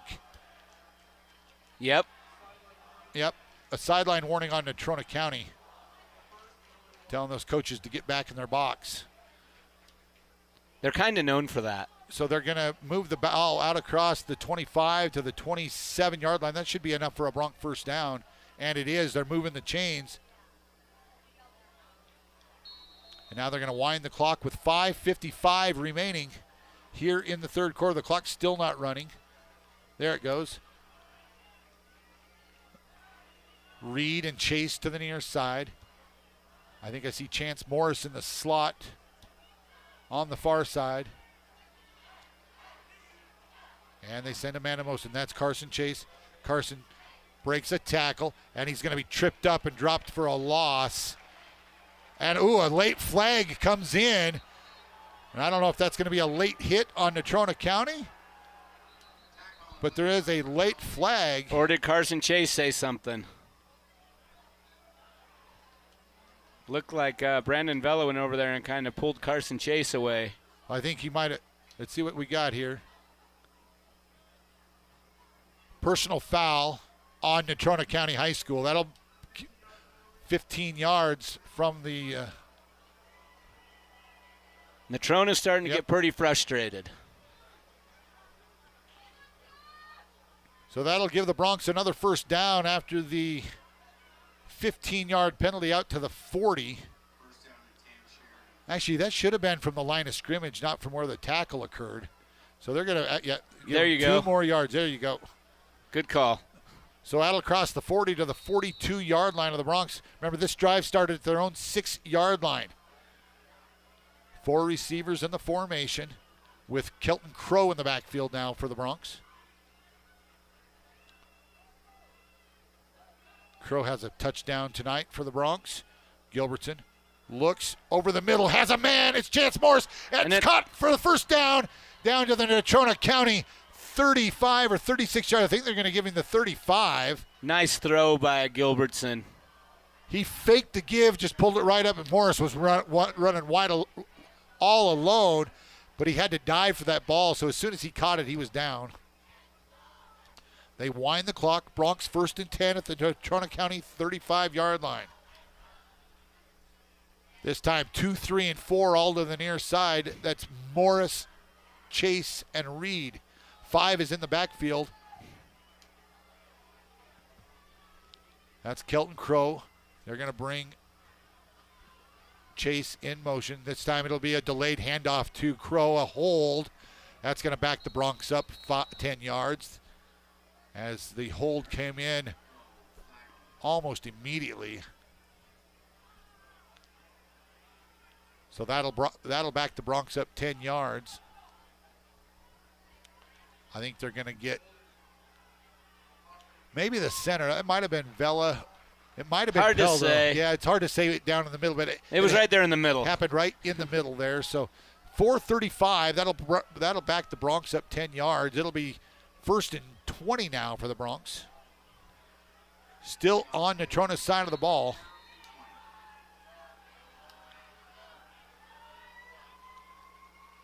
Gilbertson drops back. Pass forward to Crow, and he's going to be dropped after a short gain of about 4 or 5 yards. Big hit. Kelton gets up a little bit slow, but he's okay. Gilbertson. Once he caught that, he took like one step and just got hit hard, and he wasn't able to move forward. So 2nd down and 15. We'll call it 16 now for the Bronx. 4-yard gain on 1st down. Under 4 minutes to go here in the third. Bronx using some clock. They're going to bring a man in motion. That's Chase. He'll stop in the formation, and now a flag and a false start on the Bronx. The outside receiver moved early. They're calling Breck Reed. Yep. So that'll back the Bronx up. It'll be 2nd down and 21 or 22 now. 2nd and 21 officially. Gilbertson and Crow together in the backfield. 3 receivers to the far side. Haswell's one of those. He's in the slot. Breck Reed to the near side. The Bronx offensive lineman having a tough time getting the signals in. This time it is a handoff. It's a throw. It's going to be off the hands of Haswell and almost intercepted. Boy, Haswell's got to have that one. And that'll bring up third down and long for the Bronx. So the receivers switch spots. Haswell goes out. Gage Rogers comes in. And if nothing else, the Bronx used a lot of time off the clock, and they flipped the field. If they have to punt from here, they could pin Natrona deep. And you don't have to get it all back here. I mean, you can, I think, another 10 yards you're in field goal range? 15 maybe? So 3rd and 21. Gilbertson, he'll drop straight back. The pressure comes. He'll let it fly, and it's going to be caught, and it doesn't go down as Carson Chase. Carson stays on his feet. He's going to be a yard shy. That's a pickup of 20 on 3rd down. Let's see what the Bronx decide here. He rolled right on top of the guy, and his knee never went down. Yeah. So it's going to be 4th down and about 2, we'll call it, but I think the Bronx are going to stay on the field. They're going to go Wildcat with Kelton Crow. And they're just going to try to get a push right up the middle here. And it's Crow. He'll have enough for the 1st down and more. The Bronx picked up about 3. Yep, picked up 3 or 4 yards, and that'll set them up first and 10 inside the 25-yard line of Natrona County. Good pass the play before from Gilbertson to find the receiver. And now they run the clock. The Bronx have taken a ton of time off the clock here in the 3rd quarter. 2:35 and counting. They lead this thing 29-7 on the Range scoreboard. Late here in the 3rd quarter. Garrett Way back in the backfield for the Bronx. Another Bronc in there that I haven't seen out. There's a 45 on the field, and we don't have a 45 on our roster. He's lined up at tight end. This time it's a give. It's a jet sweep to Garrett Way. He'll break a tackle, break another one, but he's going to be dropped for about a 5-yard loss on the play, maybe 6. That jet sweep went nowhere. Took a long time to develop. It really did. And Natrona was just able to stretch it out. So 2nd down and 16 now for the Bronx.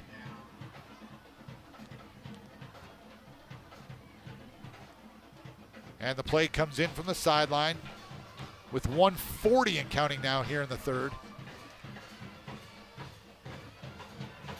Right, I think the Bronx have done a really good job. When they need to push the ball, they do. When they just want to run clock, they've been able to do that as well.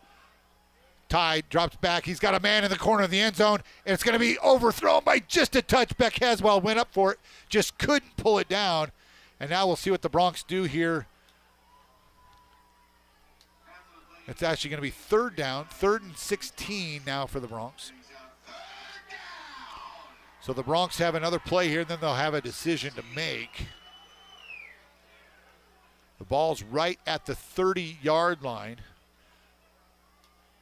He connected from 37 as time expired in the 1st half on a field goal. Ty Gilbertson did.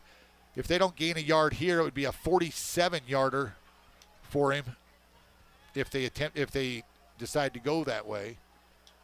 Gilbertson throws down the line. Haswell drops the ball again. Hit him right in the hands once again, and Beck Haswell's having a rough go here this series. Let's see what the Bronx decide to do here. I don't know. I think you go for it here. I don't think you want to try, because if you miss the field goal, you give it to him out at the 37-yard line. Right. Where you place the ball down. I mean, even if you pick up 10 yards, you're going to put him put him at the 20. Yeah, it'd be like punting it into the end zone. Right. So the Bronx will go for it here on 4th and 16. And Gilbertson outruns a defender, finds a man. That's going to be caught by Haswell this time. He'll fight forward, but it's not going to be enough for the 1st down.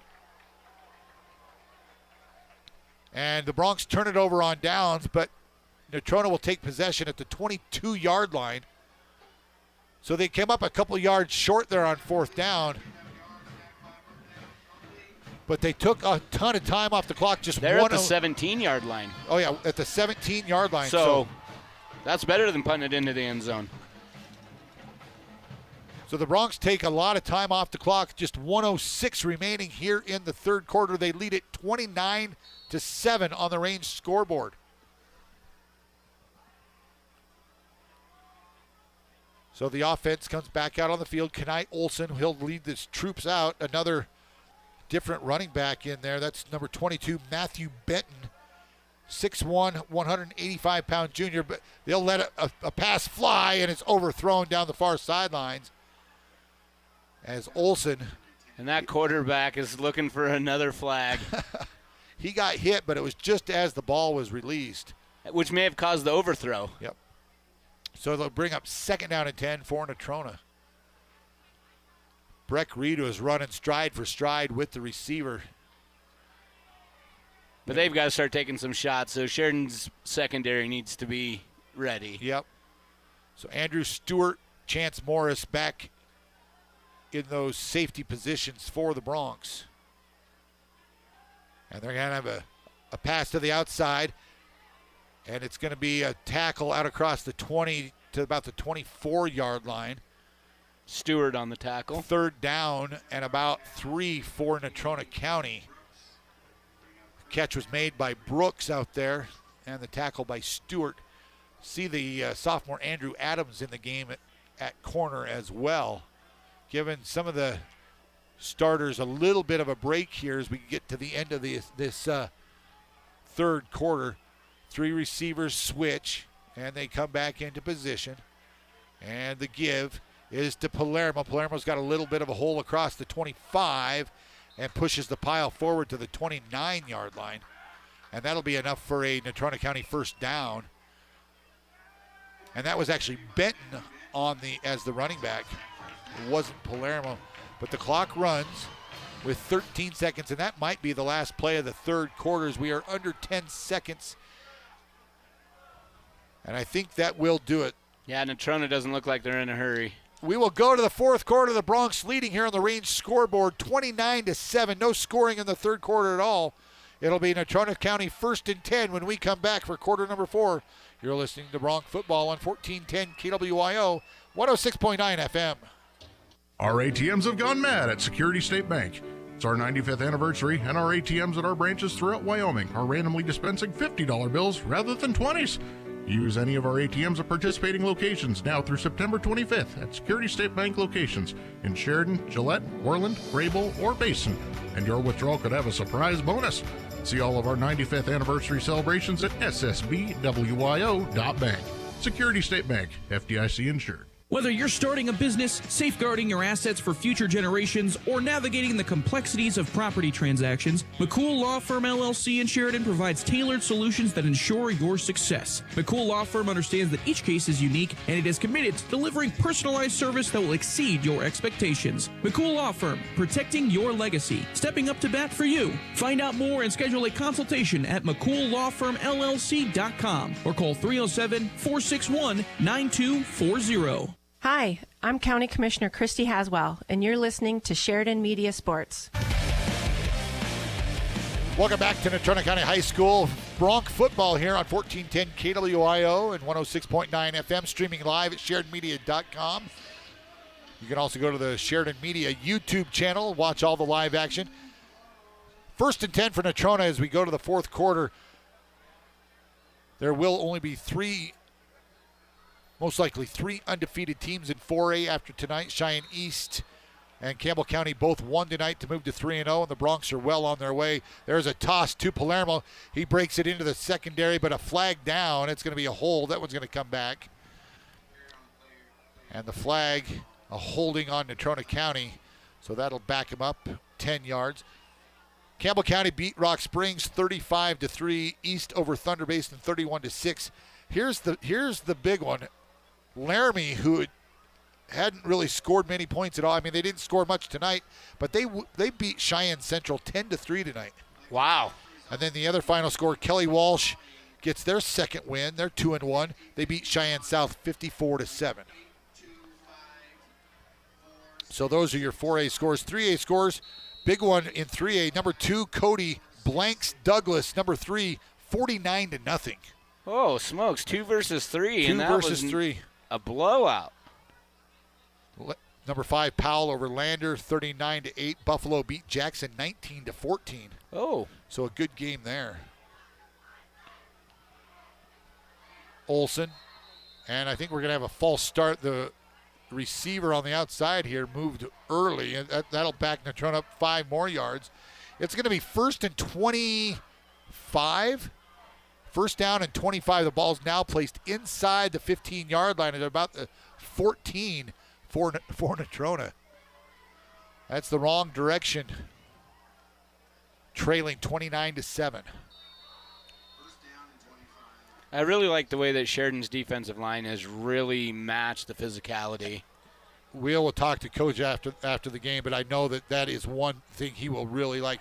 Now, Olsen breaks contain, and he's going to rumble out across the 25, and he'll be back to about the original line of scrimmage, about a 15 or 16-yard scamper. It'll be 3rd and 10. 2nd down and 9 for Natrona after we'll call it a 16-yard run by Olsen.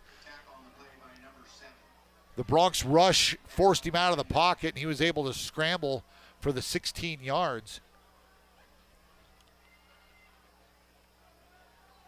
3 receivers in the formation with a tight end in there. A quick out. That's going to be caught out there by Brooks. A nice hard hit and drove inbounds, they're going to say. It's going to bring up 3rd and 1 for Natrona after the 8-yard gain. 3rd down and 1 for the Mustangs. Tackled inbounds, so the clock stays running. Under 11 minutes to go here in the ball game. Bronx leading 29-7 on the Range scoreboard. Don't forget, coming up, we will have the First Federal Bank and Trust post-game show coming your way. We'll take a look at scores, how the Bronx scored in tonight's game, and talk with head coach Jeff Mowry on the First Federal Bank and Trust post-game show. Here's a handoff to Palermo. He'll have enough for the first down, and he'll be tackled across the 40 to about the 43, 44-yard line. Chance Morris comes up to make the tackle.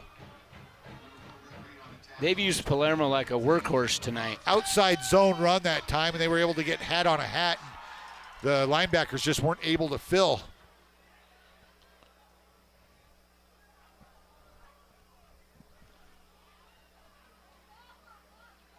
So Olsen in the gun with Burton. Actually, that's Palermo. He's going to roll out. He's going to be forced up the middle. He's got enough for a first. Actually, no, it's not going to be enough for a first down, but he slides down at about the 49-yard line, so it'll be 2nd down for the Mustangs. Palermo back out of the ball game, and checking back in is Benton.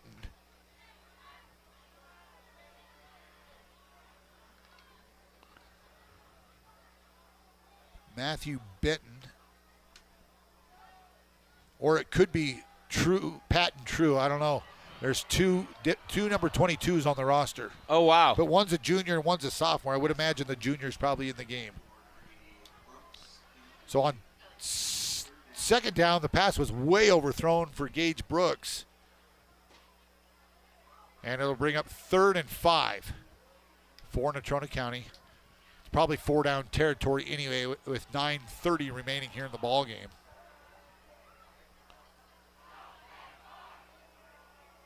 The Bronc defensive line has done a really good job tonight. They've put pressure on Olsen. They've stopped the run. Benton. And a quick out pass. It's going to be over the head of the outside receiver. And that's incomplete. And it'll bring up 4th down and 5 for the Mustangs. 4th and 5. And you know Natrona County is going to go for it. They may take a timeout here. But the clock stopped with 9:26 remaining. Palermo back into the ball game, and a whole bunch of receivers that came in. 3 receivers to the outside with sides lined up at the tight end spot, and we have a false start. The right tackle. The right tackle just. And he's a big boy. That right tackle, 6'2", 250. You weren't going to miss him moving. The left tackle, Josh May, 6'5" and 290. They are they've got big on that They're offensive strong. line. Yep. So 4th and 10 now for Natrona. They're still going to go for it here, trailing 29-7. Boy, nothing makes a coach more You mad. have it 4th and manageable. Yeah, 4th and manageable, and you false start. So now Natrona County, they are going to call a timeout here. We will take timeout as well. You're listening to Bronc Football on 1410 KWYO and 106.9 FM.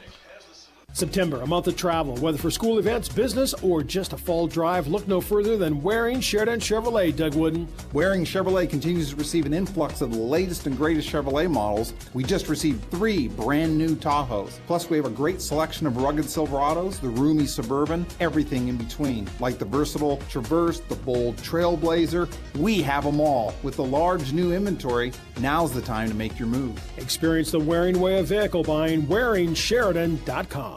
Hi, this is Ken Balkenbush with Prime Rate Motors and Super Trailer Store, and you're listening to Sheridan Media Sports. Welcome back to Natrona County High School. We are not quite midway through the 4th quarter, but the Bronx lead 29-7 here as we try to get this thing into the house, into the barn, as they say. Get the hay into the barn.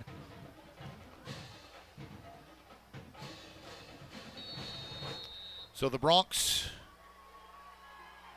4th down and 10 for Natrona. Ball at the NC 46-yard line. They've got to get to the Bronx 46. And Olson's going to roll out, and he'll find a man, and that's going to be for a first down. They find Palermo out of the backfield. Actually, it's Bertinoli. Bertinoli ran a kind of just a swing route. And they found him out there. He put one foot in the ground, made a man miss, was able to pick up the first down all the way down to the Bronx 43. So he got 13 yards on that play. Nice play call. Well, if truth be told, Beck Haswell got held. On that far side. His jersey, the jersey, right in front of the official, the jersey was pulled. Or else he could have potentially sacked the quarterback just before he let that thing go. And again, Olson's going to roll out. And just throw it away. Throw that ball away. Pressured by Haswell. The pass was intended for humans out there. Is there a flag? I'm not sure what the delay is. There's some illegal man downfield on Natrona. Yep. So they did drop the flag. Going to back him up. That's a 5-yard penalty.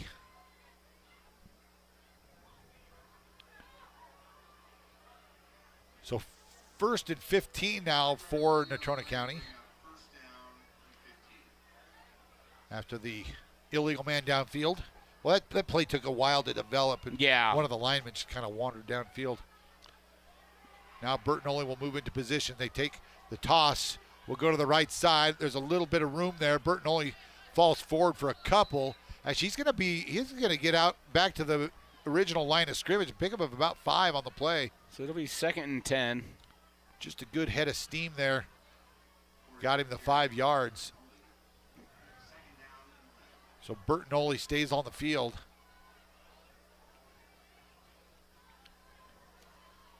.8:40 remaining in this ball game. The Bronx, again, if they win this thing, which they lead 29-7, they will tie the record for the 34th consecutive win and tie the Wyoming High School football record. Give right between the tackles is Bertinoli. He's going to be driven back and forced to the ground, but a pickup of about a yard. 1 yard on the play. Good job, D-line. I think the main tackler there was Brady Hartman from his D-line spot. Stuffed the run. 3rd down and 9 for Natrona. Again, they will go for it on 4th down if they don't pick it. Coming to the near side. We'll see where they shift. And they do bring now 2 backs into the backfield. They're going to swing one out, the fake, drop straight back, and a hold. This is coming back. Yeah, Andrew Stewart got held big time, and that flag's going to be thrown right at the Bronx 49-yard line. And the hold, it happened right out in front of everybody, holding on the Mustangs, and so that'll negate that big play. The pass was caught, and it went all the way down to about the Bronx 32, but that's going to move the ball back into Looks Natrona like the County quarterback's gimping a little bit. I'm not sure what happened. Well, he's been hit quite a bit tonight. He has. Kenai Olson, he's a 6'2", 190-pound junior, good-looking athlete. Has complete control of this offense, has a good arm, throws a good ball. Absolutely. But like you just said, he's been hit several times tonight, so he might be hurting a bit. So they're bringing 3 receivers all the way to the outside, and they're going to throw the wide receiver screen, hoping for there should have been a hold right out there by the wide receiver, just pretty much tackled Breck Reed. Spun him around. In fact, his shoulder pads hanging out of the jersey. So Crow makes the tackle, and it's going to bring up 4th down at about 14 or 15 here for the Mustangs. As we approach 6:40 remaining here from Natrona County High School.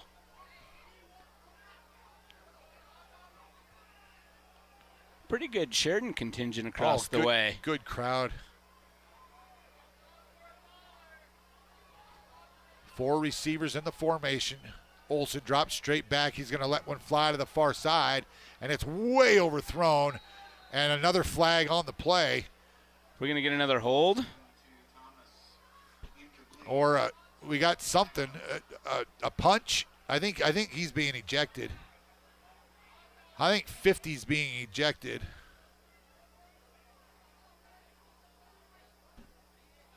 I saw the official say he threw a punch, and so I think he is being, number 50 is being asked to leave the ball game. Well, and if that's the case, he'll have to miss next week as well. Yep.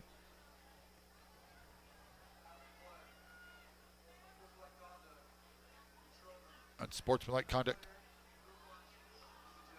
Yep. Number 50 threw a punch, and it has been ejected from the ball game. So the Bronx are probably going to decline the penalty, wouldn't they? It was 4th down. That was their starting guard, Taze Turnbull. So now the Bronx offensive unit's back on the field, but was it post-play? Do they still step off the fit? Do they give the Bronx 15 yards? Let's see how they're going to enforce this. Because it was a 4th down play. And if it was after the play, we should get 15 yards. If the play was already over. We'll see what the officials decide. They're talking it over right at the 45-yard line. But it will be Bronx ball, 6:18 remaining here in the 4th quarter. That's unfortunate for that young man, but just the frustration boiling over. Yeah. But there's no need for that either. So Sheridan's going to decline the penalty. It'll be first and 10 Bronx at their own 48-yard line. They've got to move the chains. So they will set up at their own 48. It will be Bronx football. And we'll wind the clock. Boy, this game has taken, well, we're 2:15 in. I guess it's not been that long. It just seems like it's been slow moving tonight. So the Bronx are just going to run the ball.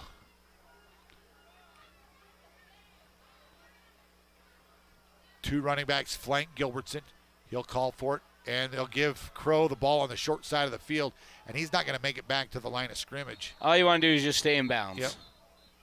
I think they might give him the actual back to the original line of scrimmage. Natrona does have 2 timeouts left that they can use. So no gain on the play. And Crow's going to check out. Garrett Way back in. Gage Rogers will be the receiver to the near side. Morris, Chase, and Reed to the outside. I really like the way the receivers block downfield as well. Boy, when they're called to block, they do a good job. They're going to bring Morris into the slot. And the inside handoff is to Garrett Way. He'll break a tackle out across the 50. Oh, boy, he got slammed down. That referee, I thought, was reaching for his flag, but he didn't throw it. But a pickup of about 3 that'll move the ball into Natrona County territory at the 49-yard line. Garrett's a hockey player. He's a tough kid. He bounced right up. 3rd down and 7 for the Bronx. And Ryan, I mean, we're all the way back to October 7th of 2021 when this win streak started. And they had lost to Cheyenne East, and the first win of this streak was against Natrona County. Okay, I was not aware of that. Inside handoff again to Garrett Way, but nothing doing. A loss of a couple yards on the play as that Bronc offensive Sheridan line, just wants that clock to They run. did not get off the ball that time, and that the linebackers. 4:30 left in this ballgame. The Bronx are going to win this ballgame. There's 4.5 minutes left. Natrona County They're up 22 points. Natrona needs 3 scores. I guess weirder things have happened. Gilbertson's going to drop back. Actually, that's going to be Breck Reed who's going to drop back into a punt formation. And I'm sure the Bronx, he's a soccer player too. They're just going to let this clock. They'll probably take the penalty. Oh, they're not. High snap. Reed's able to get to it. Boy, he kicks a good one.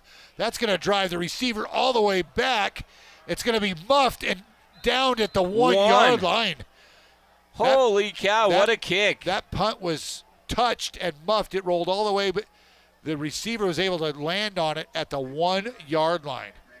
What a kick by Breck Reed. That was a 55-yard, about a 54-yard punt. So Natrona will have it 1st and 10 at their own, inside their own 1. Wow. I did not see that coming. That receiver should have just let it go into the end zone. Yeah, he should have. So the Bronx defense back out on the field. No scoring here in the second half at all. Lots of it in the second quarter. And we'll see what the Bronx do. They did record 2 safeties last week. Or was that in? Oh, that was 0 week. That was 0. Yeah, that was against South. So they just take the ball straight ahead. They're going to pick up a yard out across the 1 to about the 2-yard line. Just a quarterback sneak. And the clock continues to run. 3:35 and counting remaining here in the ball game. And it'll bring up, well, they're saying no gain, but the ball did move out across. The announcer here at the stadium said 2nd and 10, but it's 2nd down and 9. Gain of 1. And this time, Olson's going to drop back. It's going to be way overthrown. The receiver cut off the route at about the 15, 16-yard line, and that ball landed out across the 35. So it'll bring up 3rd and 8 from the 2-yard line. We've got some new guys in the game for Sheridan. Got Rudy Green back there. Blaine Phillips is in the ball game for the Bronx. Andrew Adams out at one of the corner spots.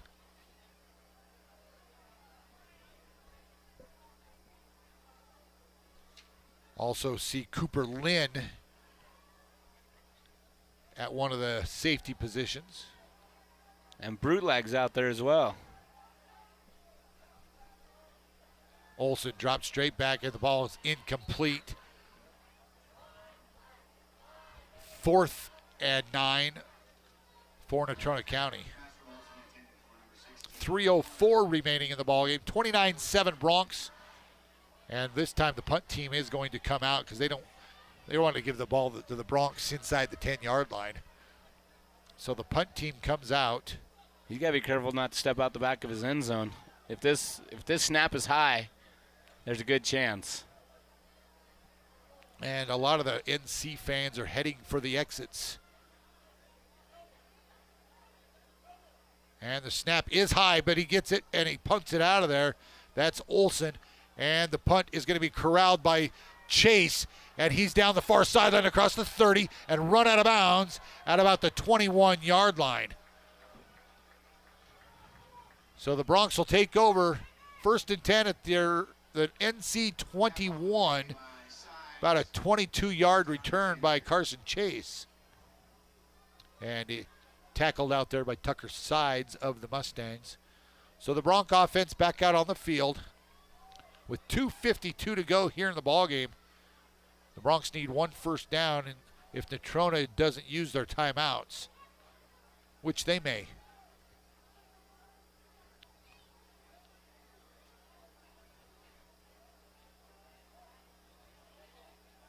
Three receivers to the near side, 1 split to the far side. And Kelton Crow in the backfield with Gilbertson.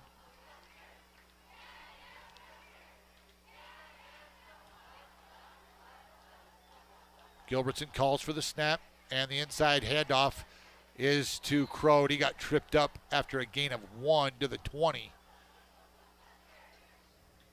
So it's 2nd down and 9 for the Bronx after the 1-yard gain there.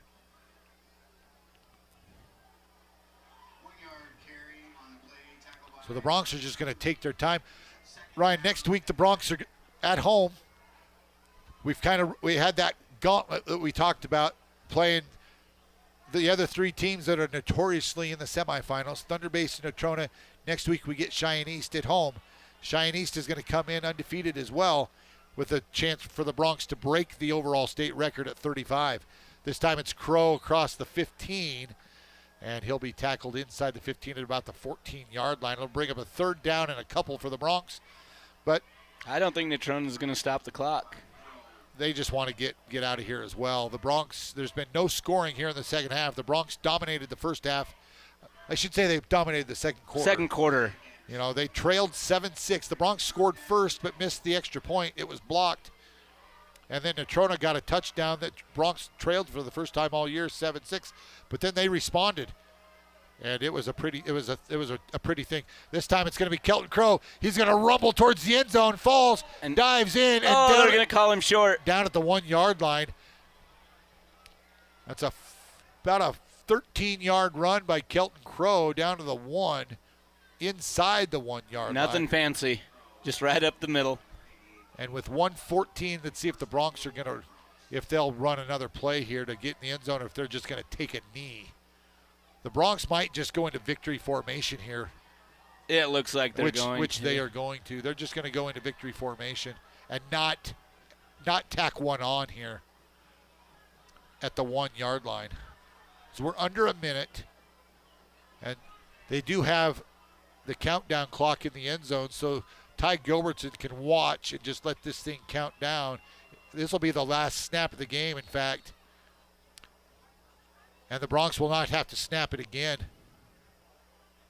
as the 40-second clock is not even running now, and that will do it. The Bronx are going to win this thing. They tie the state record at 34 consecutive wins. And that's crazy. The Friday the 13th mystery doesn't get them. It doesn't get them this time. So, you know, the last winning streak by Laramie at 34 ended right here. They were going for 35. It ended right here on Natrona County's field. But the Bronx win this thing 29-7. That was your halftime score as well. They win their 34th consecutive. The state winning streak in Wyoming high school football. So congratulations to the Sheridan Bronx. We're going to take a timeout. When we come back, we will have the First Federal Bank and Trust postgame show for you. That comes your way right after this.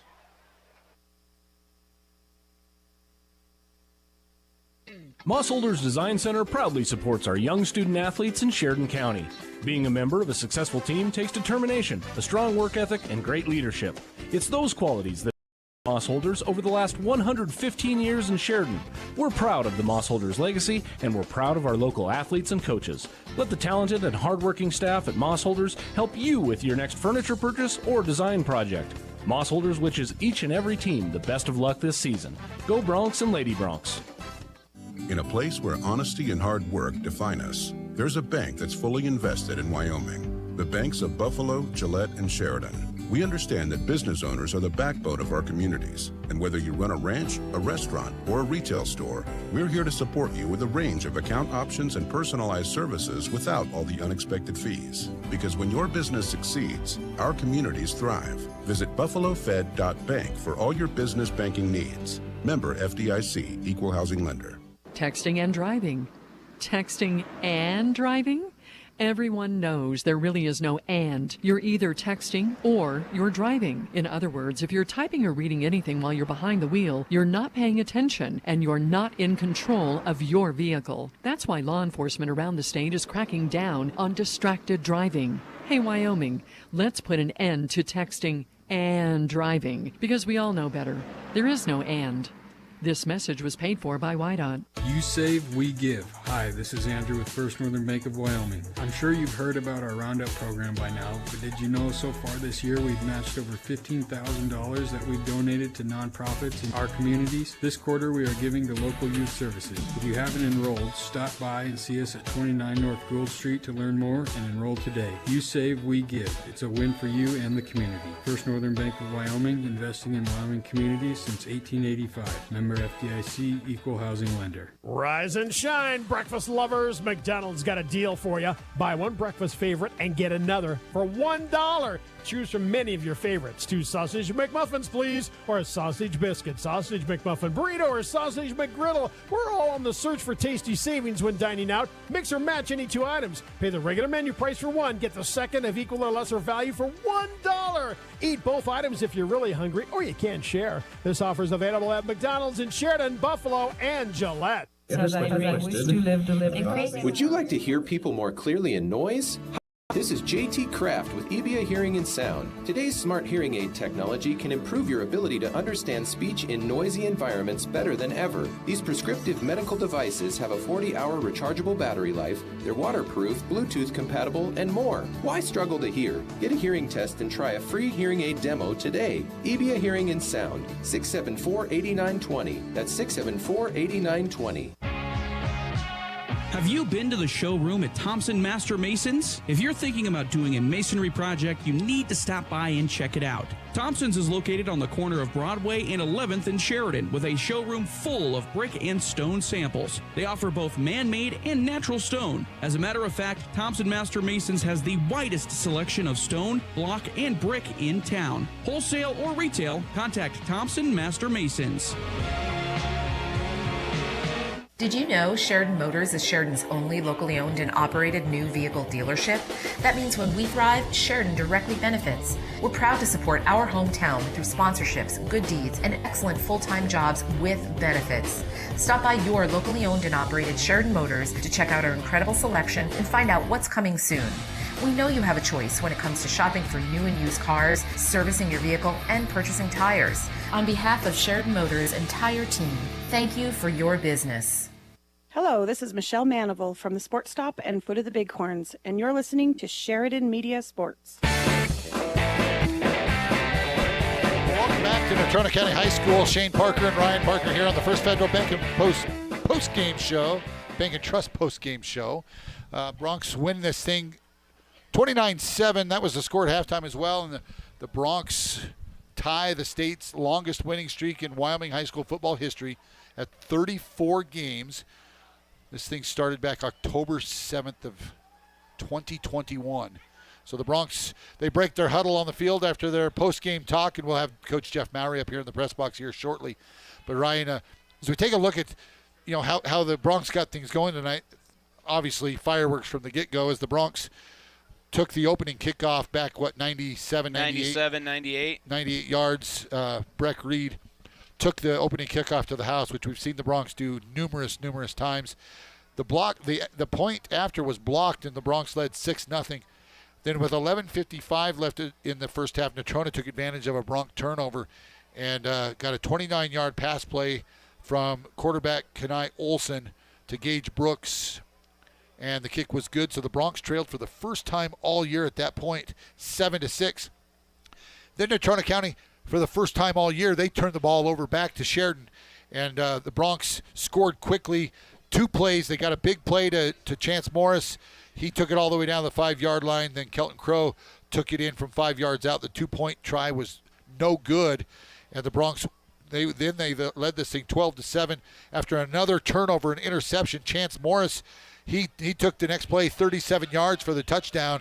Bang! The Bronx, they blew this thing open at that point, 19-7, and then later in that second quarter, the Bronx got an 18-yard touchdown run from Garrett Way, and the Bronx, the kick was good, and the Bronx led 26-7. And then right before the half, Ty Gilbertson kicked that 37-yard field goal. The Bronx led 29-7 at the half, and things looked really good, and no scoring in the second half at all. Both teams just kind of switched field positions a little bit. Lots of penalties in the second half, kind of stalled some drives out. And not a real clean second half. I'm sure that's one thing that Coach Mowry will talk about is the efficiency and effort in the second half. But the Bronx got the job done, and they moved to 3-0 on the year, and will have a home game against Cheyenne East next Friday night, 6 o'clock, back at Homer Scott Stadium. But the 4A scores from tonight, Cheyenne East, the number 2 ranked team in the state, beat Thunder Basin 31-6. Campbell County, the 4th ranked team, beat the 5th ranked team, Rock Springs, 35-3. Laramie over Central, 10-3. Kelly Walsh beat Cheyenne South, 54-7. And Sheridan, obviously our big 29-7 victory here tonight. So next Friday, 1 versus 2. 1 versus 2 in at Homer Scott Field next week, and so it'll be another big one. It was 1-3 this week, 1-2 next week. Also want to give a shout out to the Bighorn Rams. They continue their undefeated season. They beat Wheatland at home 55-0 tonight at Bighorn High School. Tongue River High School, they fall to 0-2 or 0-3. I don't know if they count that opening, the 0-week game or not, but they lose to Burns at home today, 18-7. So that's the scoring and how things went here at Natrona County High School. The Bronx are going to have a bus ride home tonight, but they will enjoy it and get back to work next week to take on the number 2 ranked team in the state. We're going to take another quick break. When we come back, we will have head coach Jeff Mowry with us live here in the press box. You're listening to Bronc Football on 1410 KWYO at 106.9 FM. Mobile banking is a terrific service with numerous, and Sheridan Community Federal Credit Union has a mobile banking app. Use your smartphone for remote deposit, transferring money, paying bills, making loan payments, and more. Take a picture of a check and deposit it into your account. Mobile banking is fantastic at Sheridan Community Federal Credit Union, 141 South Gould, member NCUA, equal housing lender. The law offices of Chapman, Valdez, and Lansing has offices in Sheridan and Casper ready to protect the freedoms and rights of the citizens of Wyoming. Michael Lansing, Nicole Soto, and Wade McCool provide competent local legal counsel focused on small businesses, real estate transactions, guardianships, employee protections, and personal injury. Michael, McColl, and Wade will aggressively, timely, and ethically protect your rights 24/7. Proud to support all local youth activities.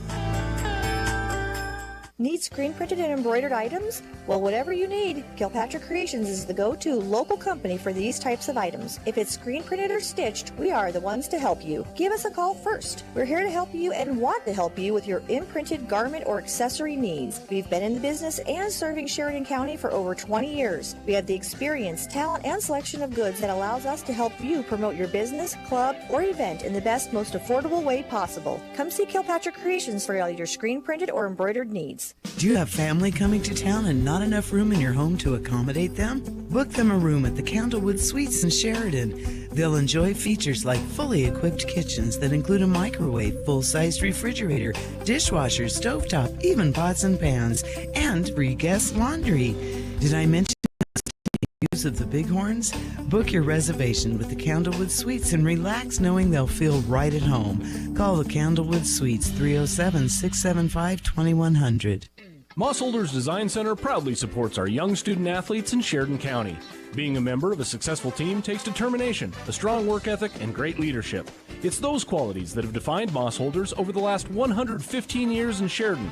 We're proud of the Mossholders legacy, and we're proud of our local athletes and coaches. Let the talented and hardworking staff at Mossholders help you with your next furniture purchase or design project. Mossholders wishes each and every team the best of luck this season. Go Bronx and Lady Bronx. Have you been in to see Sheridan YO Sports Cards yet? It's the spot to get your hands on incredible sports cards and memorabilia. Sheridan's premier spot for buying cards. All major sports cards including fighting, wrestling, Pokemon, and even racing. These guys have hobby boxes for the serious collectors and packs for those getting started. Graded slabs from PSA, SGC, and if you have a big card to grade, talk to the guys to have your card submitted to PSA. Family friendly and located inside Sheridan Stationery Books and Gifts, 535 North Main, open 7 days a week. We all know what number 1 and number 2 are, but have you ever gone number 3? Well, if you have and you now need someone to come and fix your plumbing, there's only one call to make. A+ Plumbing has seen and dealt with it all over the years, and they will not judge you. Give them a call at 672-9454 and let them take care of your number 3. After all, they are number 1 in the number 2 business. A+ Plumbers, 672-9454. First Federal Bank and Trust presents Dining for a Cause at the Warehouse Gastropub, Monday, September 23rd from 5 p.m. to 9 p.m. Our goal is to support local restaurants and nonprofits. On September 23rd, let's support the incredible work of the Hub on Smith and help them celebrate 50 years in Sheridan County. First Federal will match the restaurant's proceeds from that day up to $10,000. Come dine for a cause on Monday, September 23rd from 5 p.m. to 9 p.m. with proceeds benefiting the Hub on Smith. Dining for a Cause presented by First Federal Bank and Trust. Hi, this is Jeff Tomlinson with Stiefel Financial, and you're listening to Sheridan Media Sports.